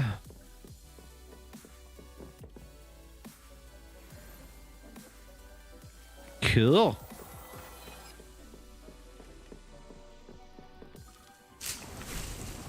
I got flux weed.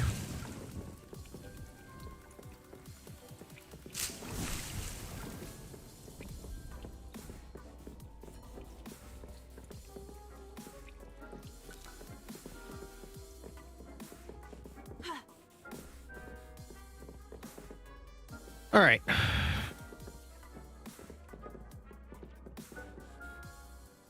Let's go to inventory real quick. And we're going to do this. Decrease damage taken from infury. Okay. Infury. Whatever that means. So that's good. Okay. Let's do that. Let's increase that. Okay. But we're also going to go here and go nothing we wear. All right. Let's do this. Increase damage with Defendo.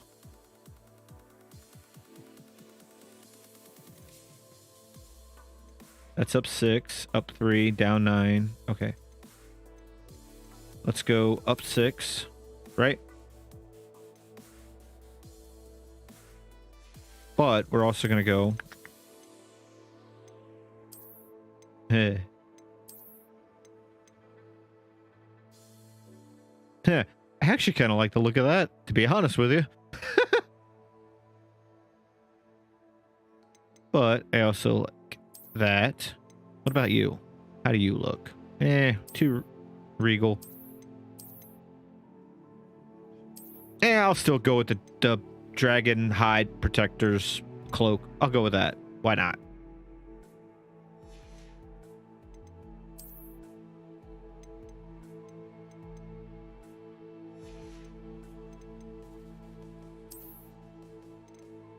Up 17, up 2, up 3, up 5, up 4. Decrease damage taken from goblins. Okay. But I want to go up 17, so let's do that. However, we're going to go here, and we're going to go as if we're not wearing a hat. Then we're going to go here.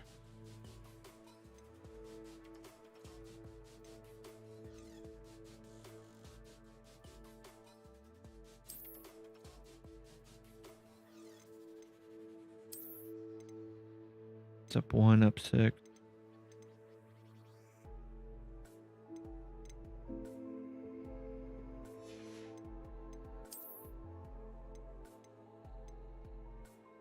Locked at level 24? No shit. Alright. We can go sell some shit now. Now that I've got my stuff upgraded, I can go sell. You know what? Let's go do that. Let's go to Hogsmeade. We're gonna go sell some stuff, try to buy some stuff. We're gonna go talk to a couple people.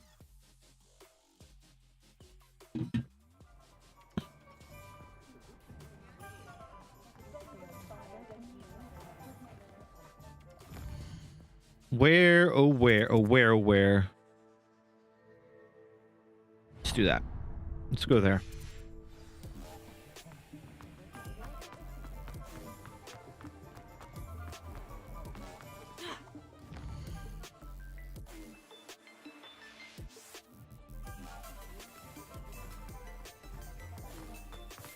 All right, we're gonna go try. Uh-oh, there's a kitty. Gotta pet the kitty. We come across a kitty, we have to pet the kitty. It's the rules. I made them up.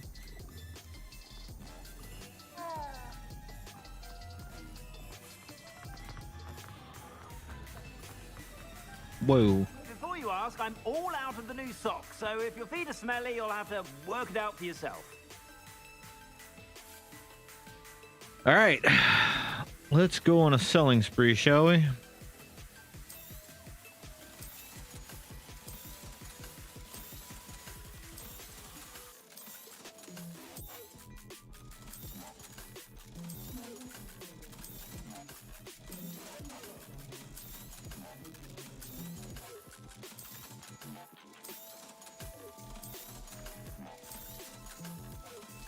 I've heard that our dear Clementine drew you into her butterfly escapades. Unusual girl. Still, it takes all sorts.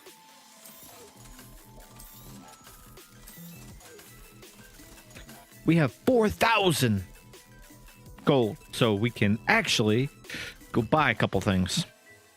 I suspect But you not have a yet. sharp eye for fashion. Be sure to stop by whenever you're about.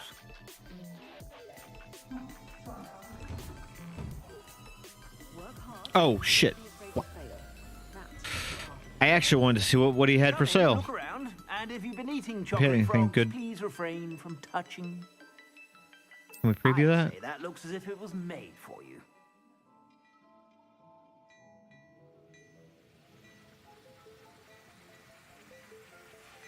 Okay.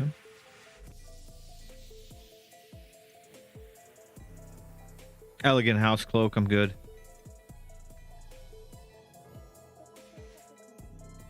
I suspect you have a sharp eye for fashion. Be sure to stop by whenever you're about. And I suspect you don't.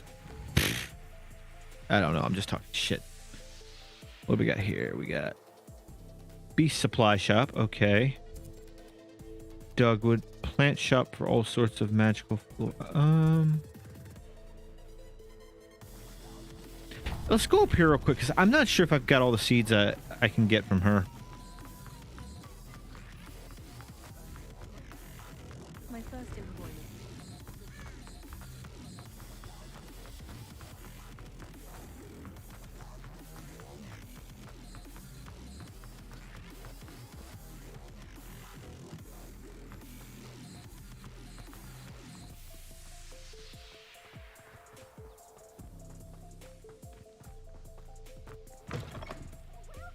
Come on in. Revelio. Not so fast. You need to tread carefully in here. Spectacular. Lumos.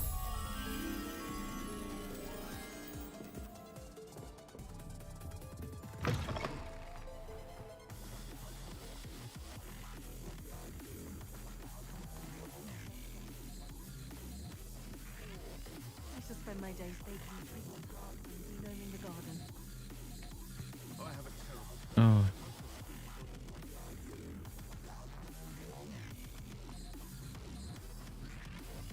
Where the hell is that at? Is that down here?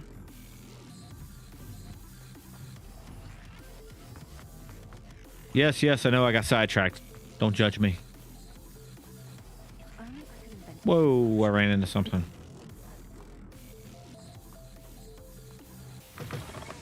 Alright, where the hell? The mandrakes. I haven't fed them yet.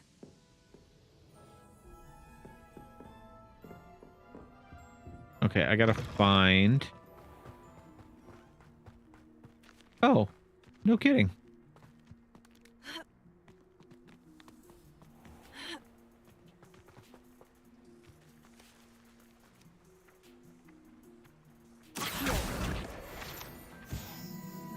Lumos.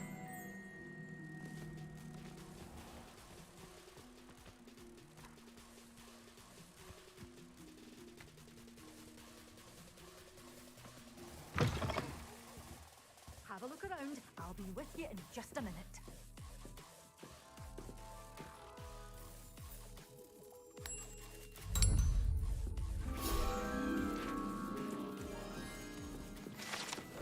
You did away with all those dark wizards? Oh, I can't believe it.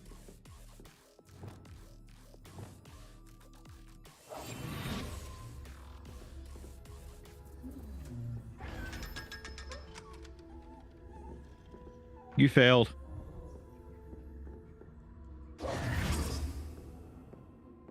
Well, what say we show you some of what's available? 600 for Chinese chopping cabbage. Oh. All right, so she holds Chinese chopping cabbage. We should get it at some point. All right. So I know where to come get the Chinese chopping cabbage. You be sure to stop by soon. All right. Fair enough. So I got to remember to get that. I don't want to spend anything right this second because I want to continue building. However, what are...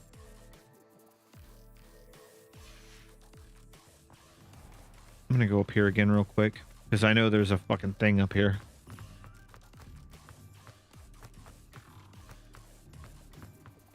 Revelio. Abandoned shop. The proprietor of this abandoned shop is said to have used a shrinking charm to aid in storing his inventory. However, a slight miscalculation ended up, for all intents and purposes, banishing it. Okay. Now, let's go up 2 and go 3. Now, where the hell is that at? That's my question.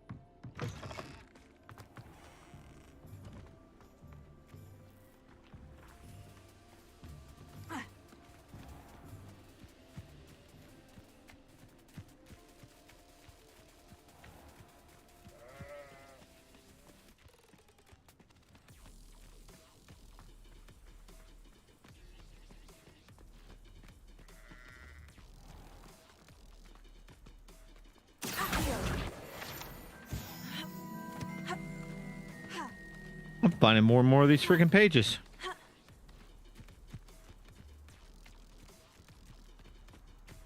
Lumos.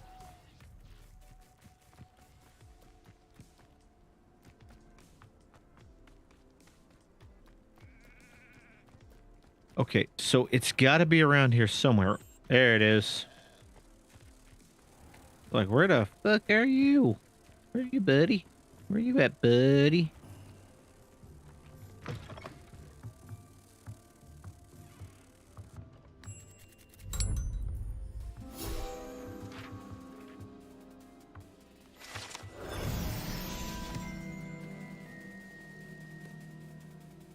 What did that field page guy do? Not a thing.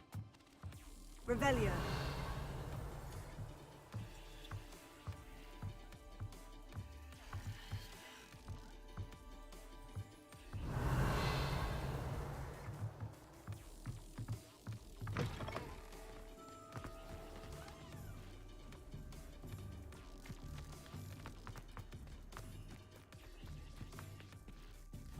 Welcome back, Zach. How you doing? That rhyme. Don't hate the player, hate the game. Bars. Okay, I actually stole that from a favorite YouTuber, but I digress.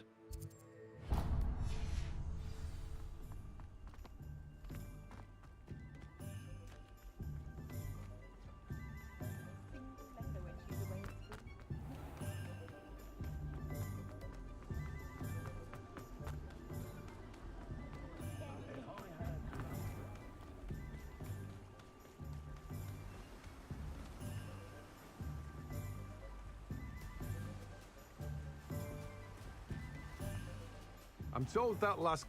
Hello, be with you in a bit. What you got? Unlocks the ability to grow knot grass in small pots. I'll buy that. Now, you let me know if Just there's so I anything can else have I it. can help you with. It's only $3.50. I No, wasn't you say I spending. don't keep a stacked shelf. Okay. Now, let's go down here.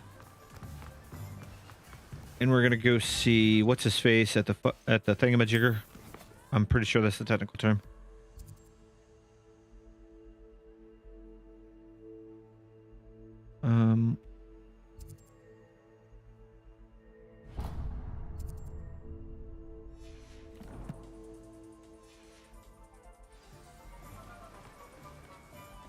Let's go purchase a broom upgrade, shall we?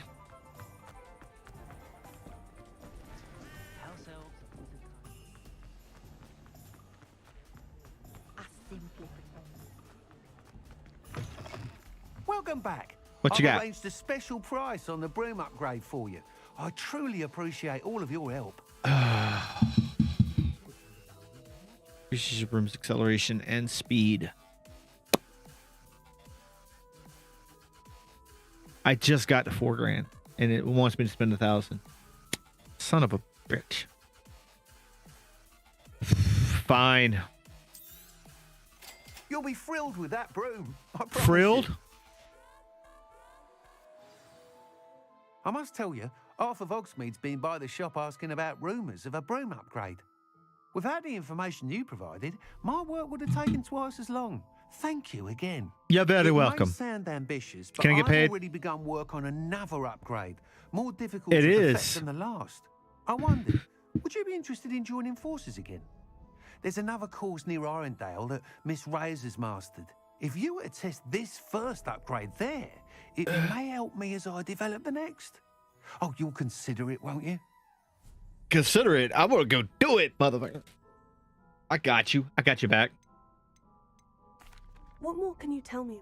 It's just a jaunt from here, south of Hogsmeade. Beautiful mountain views. The course was designed to test flyer stamina.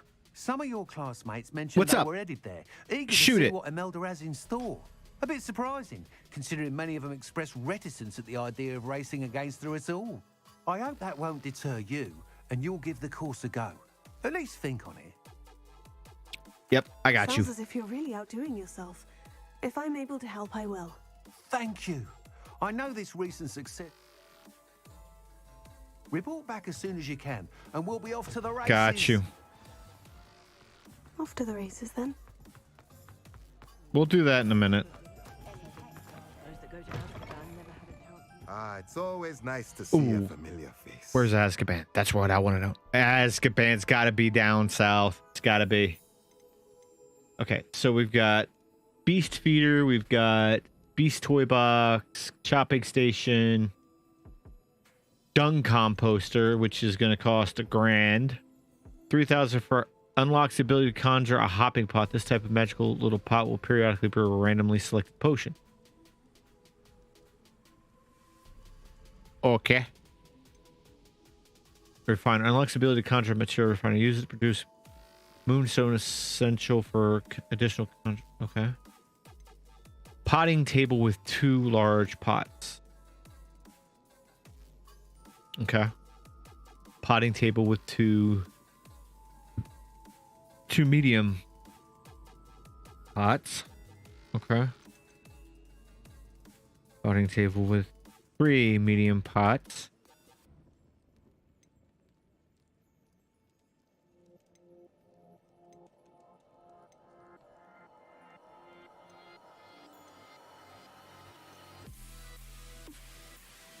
Unlocks the ability to conjure a T-shaped potion station perfect suited for all your.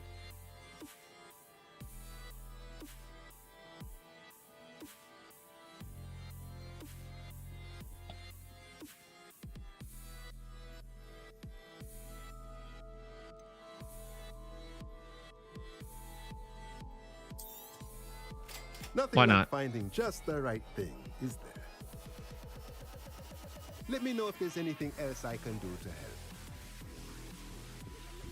I want to eventually get all of them and have them all like working something, but I need to go up here to the 3 broomsticks and talk to this person, and then we can go deal with some stuff.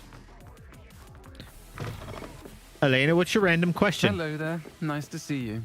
Hello, Miss Ryan. I wanted to thank you again for your help with Rookwood and Harlow the day of the troll attack. Serona, please. And I was happy to help. Oh, those two are nothing but trouble. Glad you and your friend were here when they found you. I am too. You were speaking to a goblin here that day. Yes, Lodgok. He's a friend.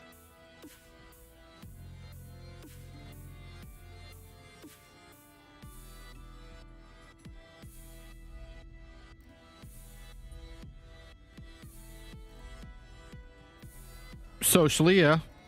I mean, I'm not out looking for it, but I won't, decline it if someone says, hey, want some?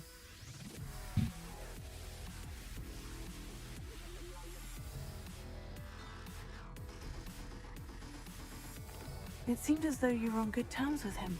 I've known him for years. We met when I was waiting tables here as a student, well before I bought the place. He was cordial enough, but we weren't friends then. His mistrust of wizard kind ran deep. I'm very But friendly. you're friends now. I'm just like, live and let live. I hadn't seen him in years when he came in a few months ago. But he recognized me instantly, which is more than I can say for some of my own classmates. Took them a second to realize I was actually a witch, not a wizard. Not all goblins are like Ranrock and his loyalists. Lodgok is as worried as the rest of us about what's been going on. In that case, I'd like to talk with him. About Ranrock in particular. Where might I find him? I assume your interest is to do with the rumors I've heard about Ranrock working with our friend Rookwood. It is. If he's not here, you might find him doing business at the Hog's Head. He's a trusted metal trader. You should mention that we spoke. He can, understandably, be wary of witches and wizards, even ones as young as you. That said, if you're looking for information on Ranrock to help rein him in, you'll find an ally in Lodgok. Hey, whatever gets you through. I've got friends who do it daily. I've got other friends who do it daily. A buddy of mine used to do it on the, to an extent. So, hey. You're in 420 mode right now? Nice. The only problem with that is then you get into munchie mode, and my problem was always I didn't have the munchies, so I had to actually go to have someone take me somewhere. Have you heard what Ranrock and Rookwood are working on together? Not much more than the fact that they seem to have some sort of uneasy alliance. Friendship, they each want something the other has. I can guarantee it. That said, I fear they're like a two-headed serpent. Both will need to be taken down to stop whatever scheme they've been plotting. You seemed unfazed by Rookwood and Harlow the other day. They don't scare you. They're bullies. Plain and simple. Never tolerated them in my own life, and certainly won't tolerate That's a good them going snack. after my friends. Don't misunderstand Orange me. creamsicle. They're dangerous wizards and shouldn't be trifled That's a great with. flavor. They should, however, be confronted and reminded, You whenever are my possible, cheese. that the rest of us have each other's backs. Thank you, Serona.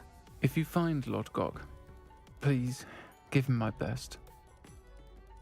I don't know what you've done to make such powerful enemies, but please, watch your back. The hell is this Still over talk here? about you taking down that troll in the village circle.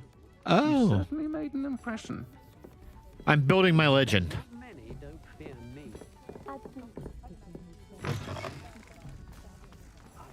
All right, let's go to map. Let's go to wait. Aren't you the one one who defeated that awful acromantula near Arranshire. Ugh, I'd have never gone near the thing. All right.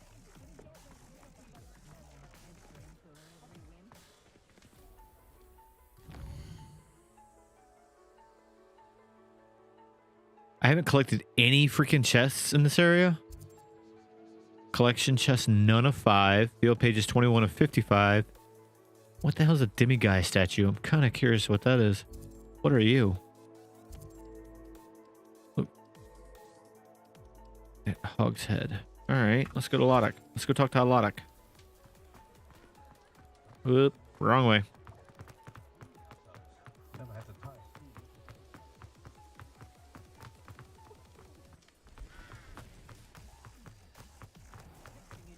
Who needs the Cat, we gotta pet the kitty.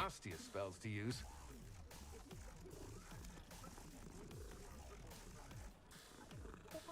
Like I said, it's the rules. You see a cat, you gotta pet a cat. See a kitty, pet a kitty.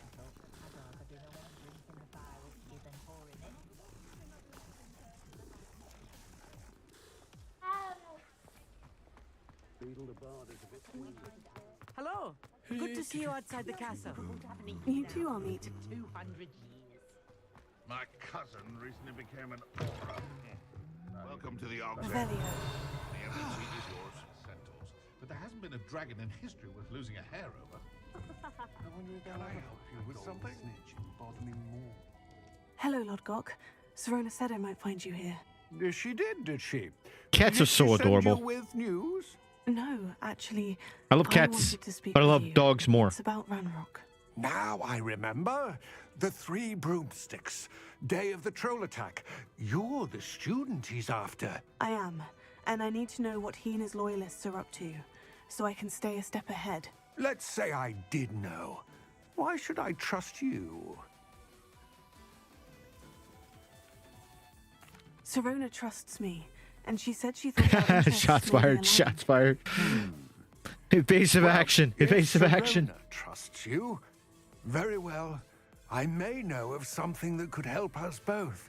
A way to get Ranrock to confide his plans to me. I'm listening. Years ago, a heinous Cat. witch stole a sacred goblin relic. Rumor has it that it now rests in her sarcophagus, in a tomb accessible only by wizard kind. Ranrock and I had a falling out a while back. The relic could well repair the chasm between us.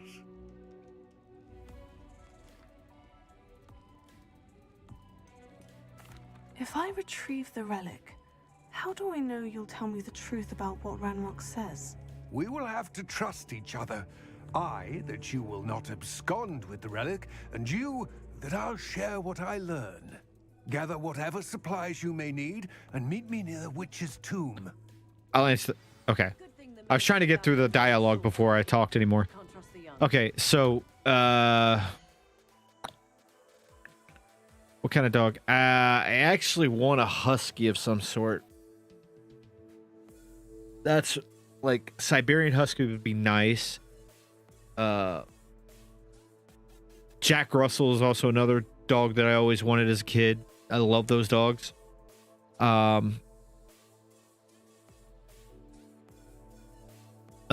Cats, dogs, pigs, chickens, cows, every animal. Believe it or not, pigs have their beauty to them. I lived around farms my entire childhood, so you know, people often think pigs are, you know, these filthy creatures, but yeah, they are, but they also are like lovable in a way.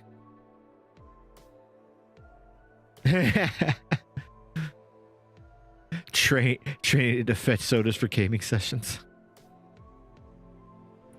My dad had a Pomeranian when I was just getting out of the Marine Corps.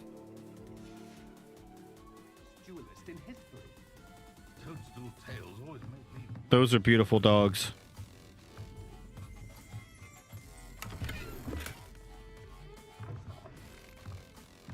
Revelio.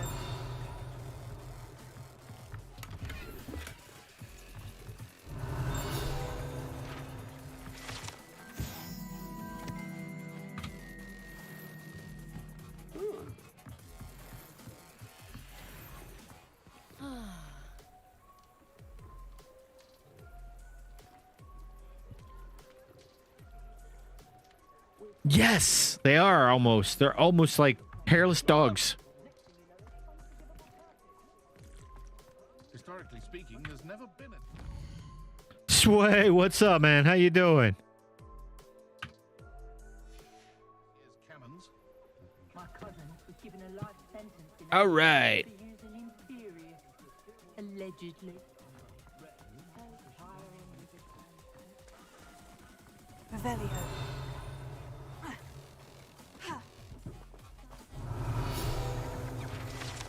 Got it.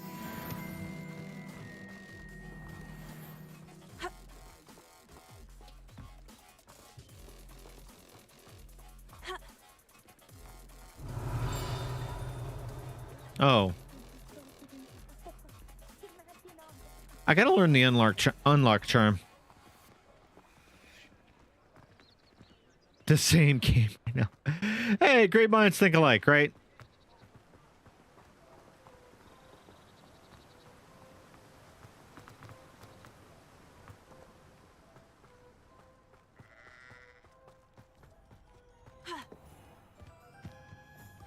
I'm ready. Good. There's no time to lose. I have no idea where to go to learn What the unlock precisely charm. is the relic I'm to retrieve? A valuable heirloom known as the Helmet of Urtgott. The witch considered herself a collector and purchased the helmet as a trinket. She cared not what pain she caused the goblins. Goblins believe that the rightful owner of any object is its maker, not its purchaser. Wizard kind sees things differently. It's a wonder goblins and wizards have ever been able to work together. The differences between our kinds are myriad. They seem to be. It may surprise you to know that I do not It'll believe take some those hours. differences always to be insurmountable. It is the reason I find myself traveling with you to this tomb today.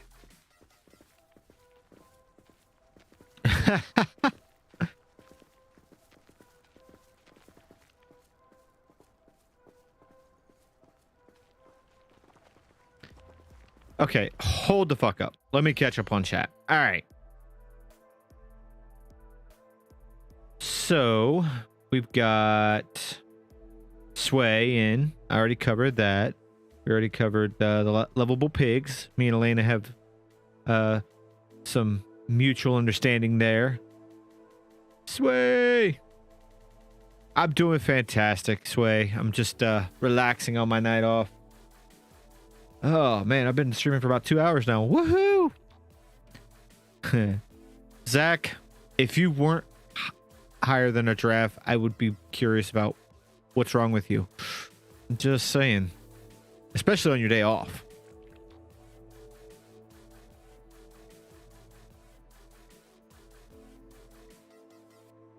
Drinking Coronas, having burritos, best combo. I don't know if burritos and Corona are, well, they do serve Corona at Mexican restaurants, so I mean, I guess that is true.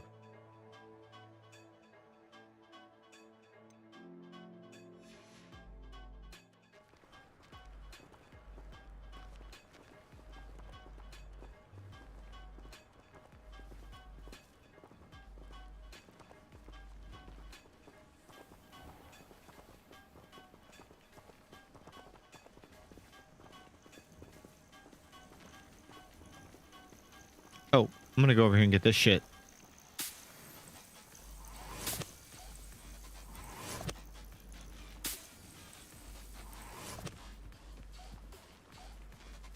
All right, where are we going, dude? I still feel like this is a trap. Maybe not the best combo, but one of the best. That's fair.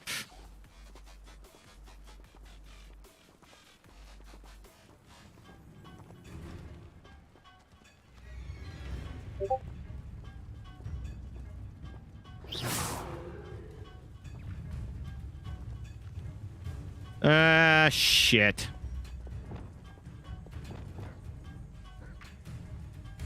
Come on.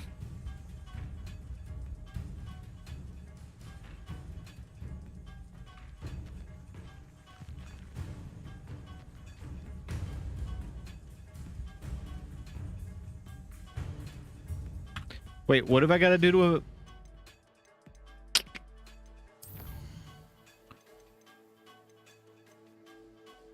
Depulso, a levitated enemy. Okay. Which one is Depulso?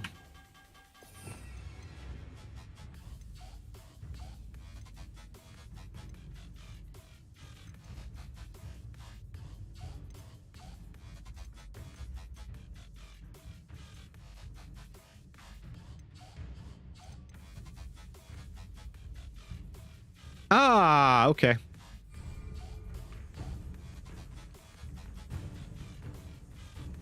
Wingardium Leviosa. Are you serious right now? Wingardium Leviosa. Well, that's not how I wanted that to play out.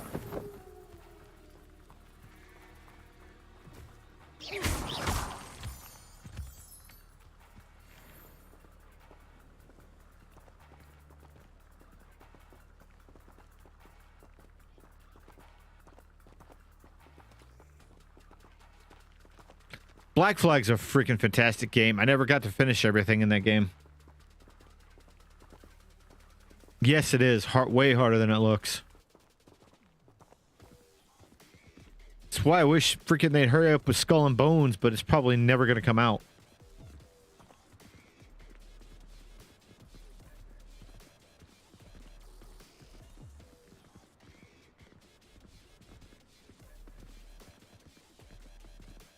Ah, and there it is. The witch's tomb. Oh, dreadful looking place, isn't it?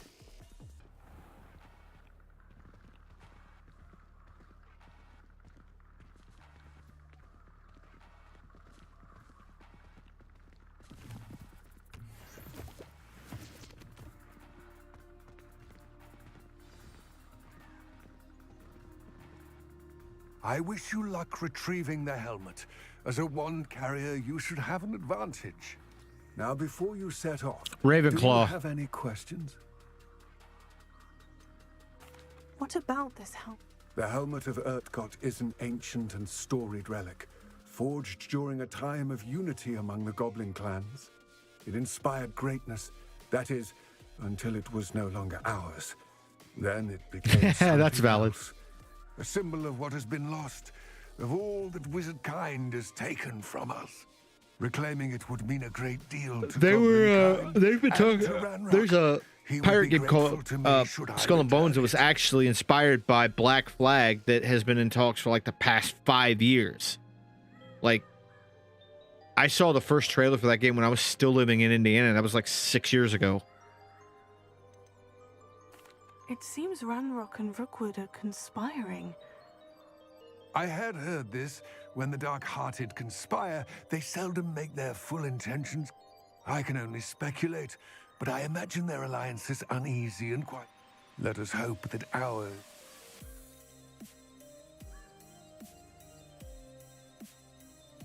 Insano mode. Don't suppose you have any idea what could be waiting for me inside the... Considering a dark witch was involved, I suppose there's a chance you may encounter... The foul creatures thrive on darkness. It all seems clear to me now that we're here. Oh, I got a feeling I'm about to get my ass whooped. Proves fruitful. I will remain here, eagerly awaiting your return. Please, be careful. The collector's key.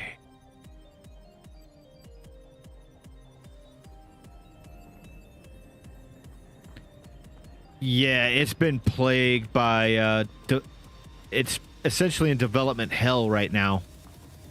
Revelio.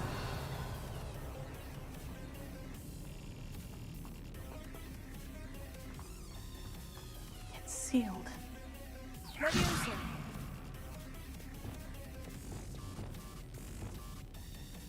Lumos.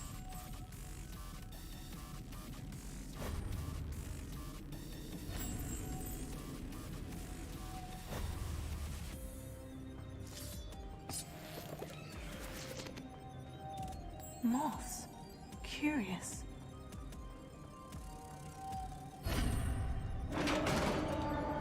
Revelio.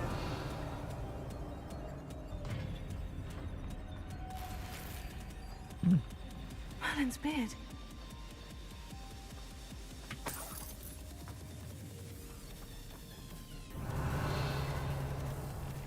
let's go over here and get this real quick.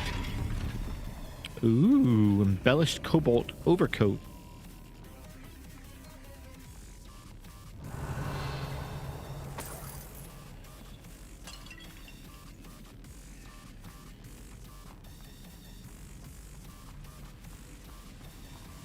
Revelio. This can't be the witch's tomb. Likely I need to go further. Yep, most likely.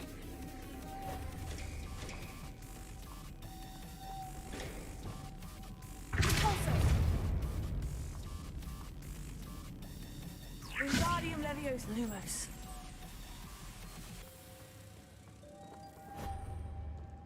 Revelio. Oh, we got a bunch of stuff over here.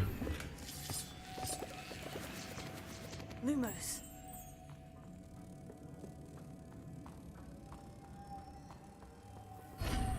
Oh, we just opened that. Revelio. Anything interesting left in here? Probably not. Okay. It's changed heads several times. It's changed writers. It's been plagued by studio and publisher interference. It's just been crazy development cycle for it. It started out as one thing. Just there's not many good stories coming out of the development of that.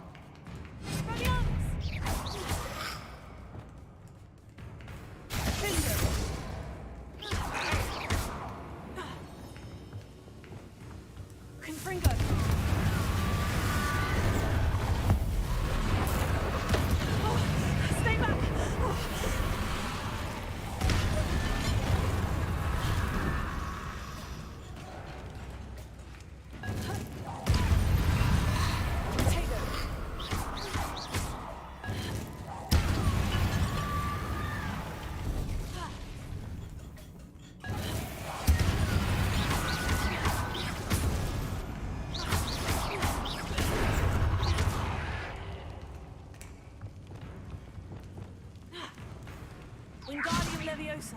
Really? Leviosa. Yes. Ah, finally got that one. Two birds, but with one stone. Oh. Okay. Revelio.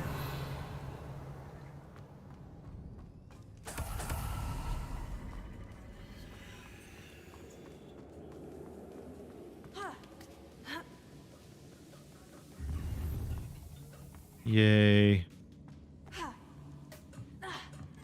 Ow. No, nothing? Well, that sucked. I'm trying. Revelio.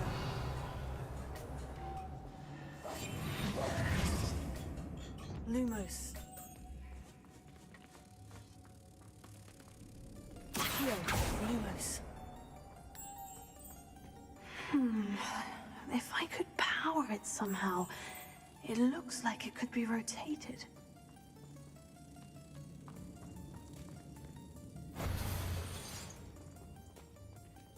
Okay.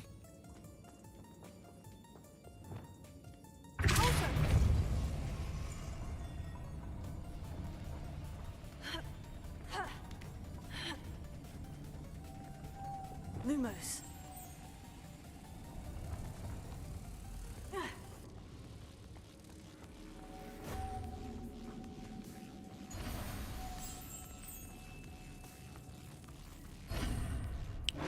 All right. That was a little too simple. Revelio.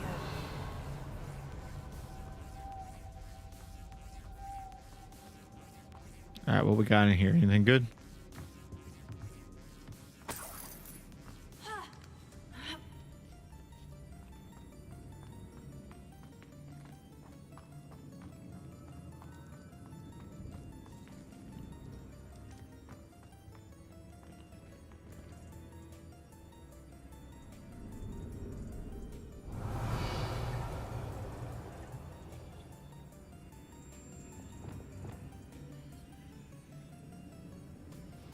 I need to get that platform closer, but how?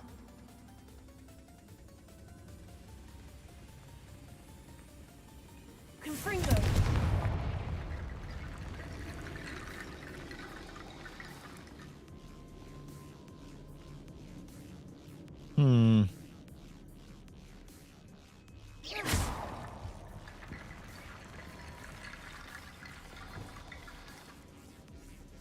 Reparo.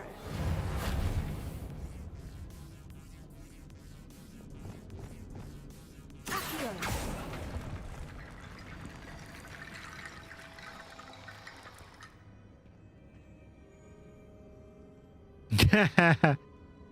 Burrito dump.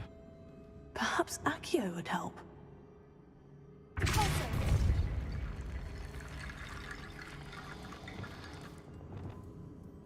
Accio. Wingardium Leviosa.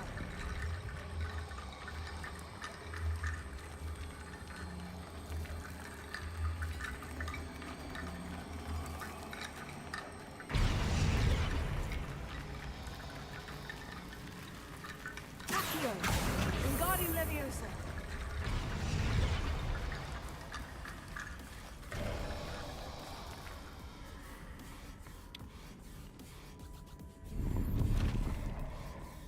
Just for a thing of speckles? Really? Well, that was not fun at all. Revelio. That's all I came over here for, was just some speckles, no freaking gold. Alright, whatever.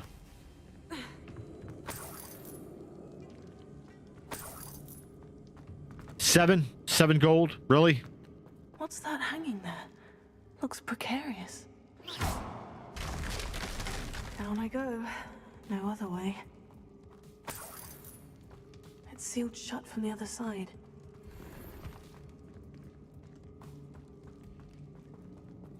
Revelio.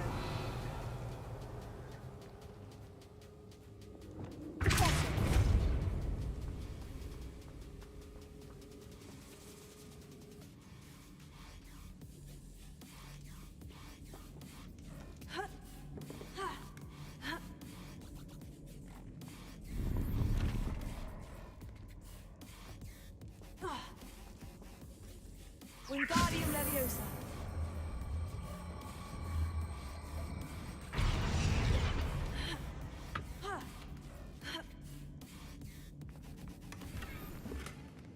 Hey, look, I got a table. I got a table. I got a table. I got a table. Hey, hey, hey. Hey, hey, hey, hey. Down we go.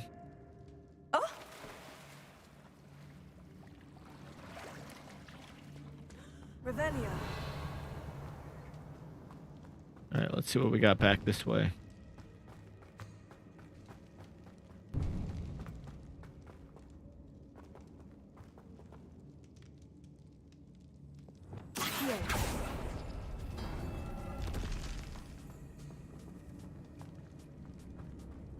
Oh, okay. So that's the way back out. Cool.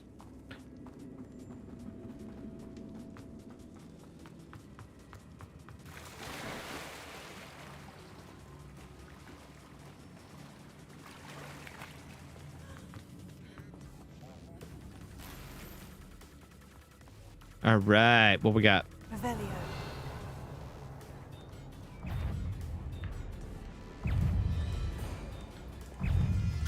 Confringo.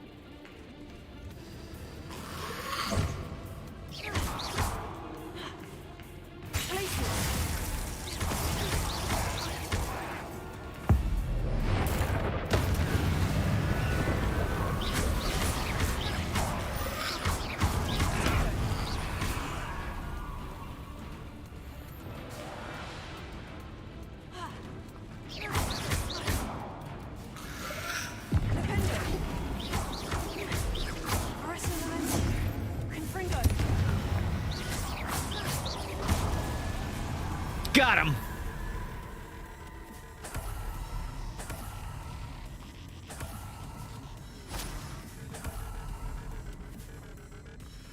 Wow, there's a lot in here. Stench of the dead. All right. What do we got? What do we got? What do we got? What do we got? All right. Let's go. Well, that's not a good idea. All right, let's do this. Lumos.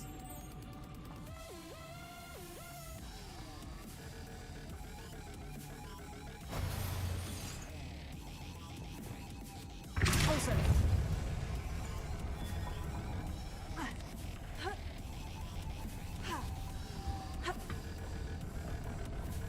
Oh, you motherfucker.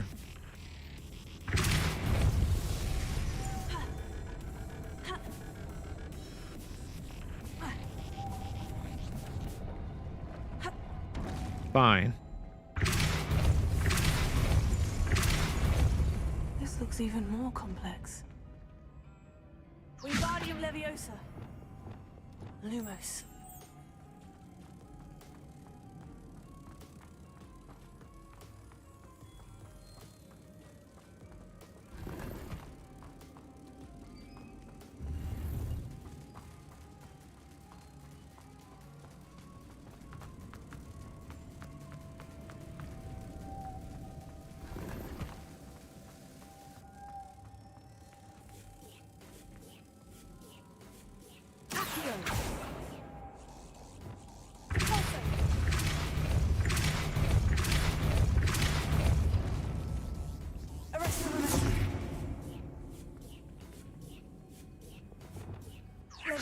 Lumos. Uh-huh.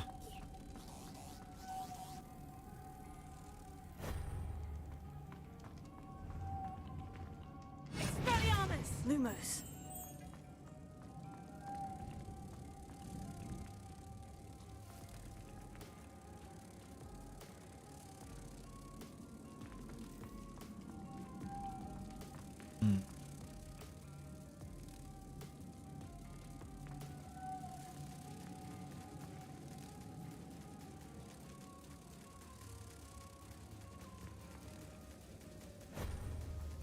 All right. So here's what we're going to do.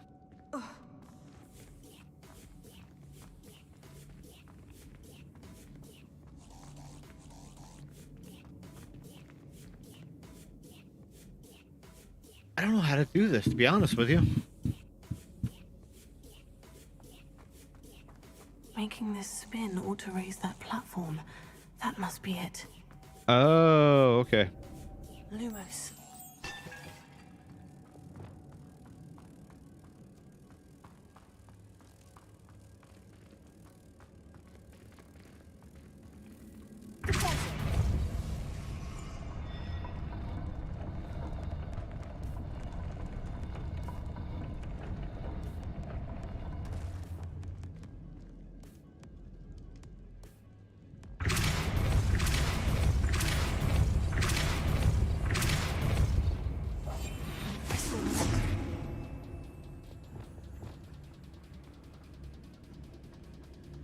Lumos.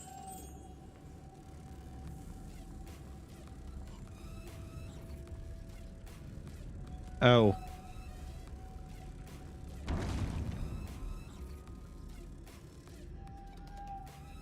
There we go. That's how you do it.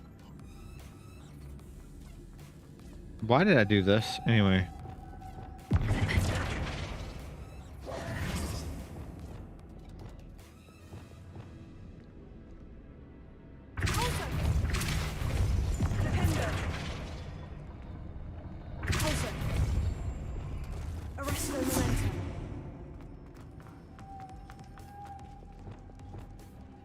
Leviosa. Lumos.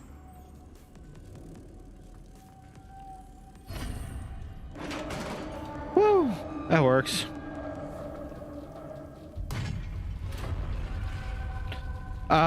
You can at certain times. Like there's certain surfaces you can't Lodgok said the helmet Crawl up was in on her it. sarcophagus. Believe me, I just tried. I think you just witnessed me just trying. Revelio.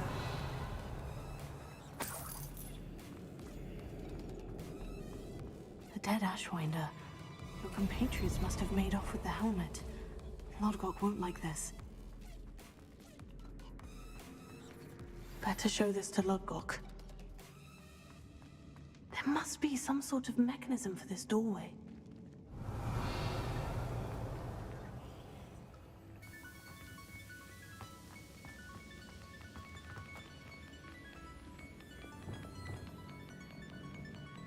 Confringo.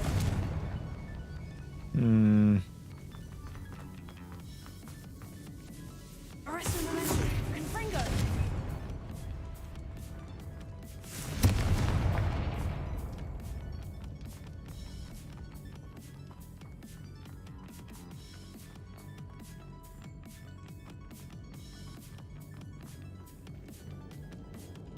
Revelio.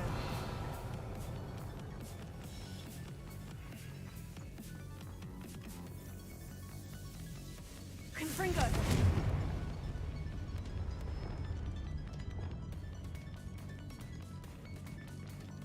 Accio. Repulsor. No. Press F, dummy.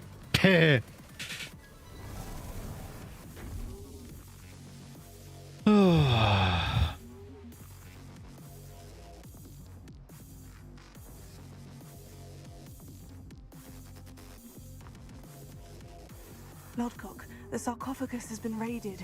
I found no helmet, only a dead Ashwinder. Damn, they got here first.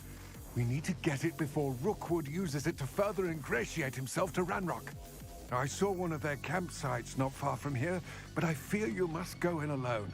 My fighting days are behind me. I'll head there now. Good. There's no time to lose. Get Nope. to that helmet before Rookwood does, or we will lose our chance at any leverage. What's no matter up? How small with Ranrock. Sebastian, how are ya? To think those wretched thieves have their hands on such a relic.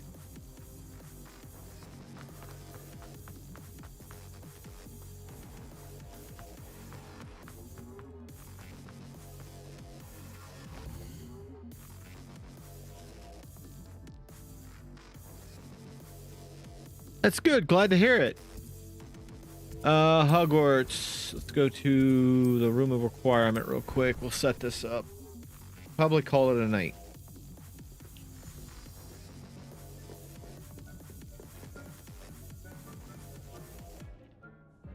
Oh, okay. Okay. I do remember you.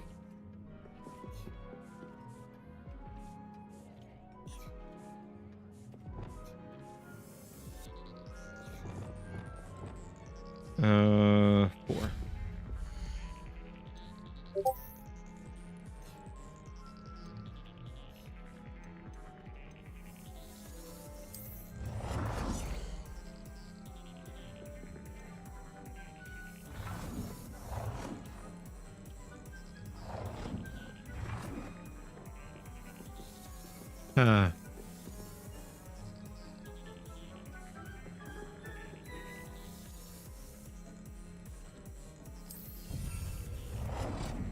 There we go.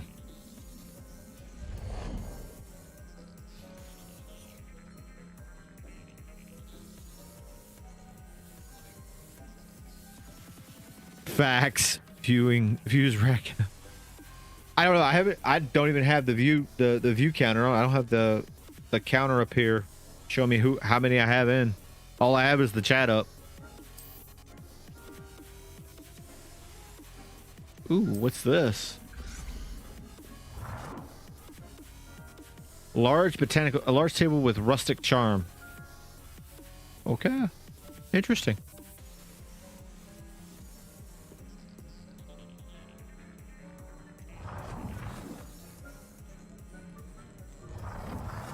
I kind of like that, actually. But I'm not going to put that down.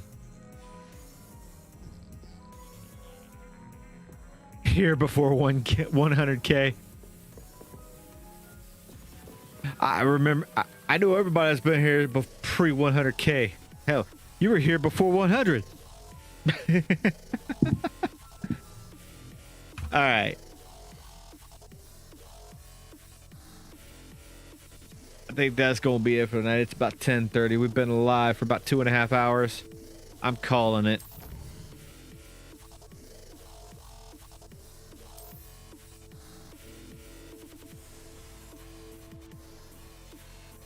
Oh, combat. Hold up.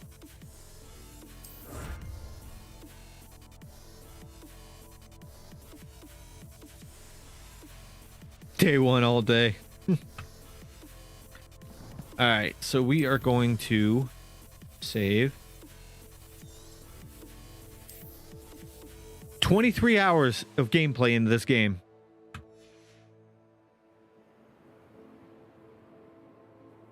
Well, I hope it happens soon.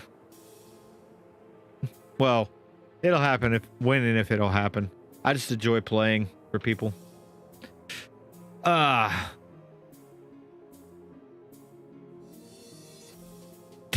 Thank you, Elaine. I'm glad I could be your entertainment for the evening. Thank you very much. That is a great compliment. Sorry, I'm trying to exit out.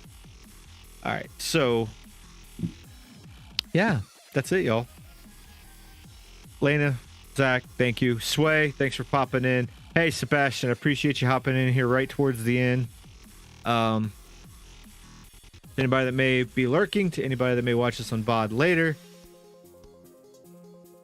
My name is William. I am the Rambling Man. We do gaming here on my channel every Wednesday and Saturday in the afternoon, Eastern Standard Time. Check out my long form content as well. Check out my shorts and check out the description box below for my Twitter, my TikTok, my Instagram. Most importantly, my TikTok. I'm trying to reach 1,000 followers over on TikTok so that I can go live with other creators over there and make other content there as well. I'm actually going to pop those up, those links, those visual links up now, and then you can check out the links below. Yes, please do leave a like, leave a comment. Well, sharing. That's also important as well. Liking, sharing, and subbing. Those are the important 3 things, and in that order.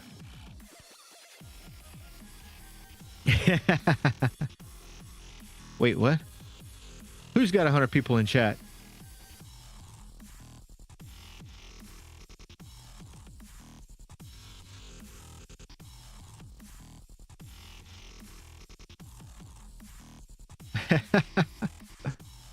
Anyway, thank you very much to each and every one of you that popped in. But until next time, y'all, I'm out. This has been a great one today. I just posted a new video today before I went live that is a highlight from a previous stream. Check it out. Give it some love. And until next time, y'all, my name is William. I am the Rambling Man. Happy gaming and have a good one, y'all.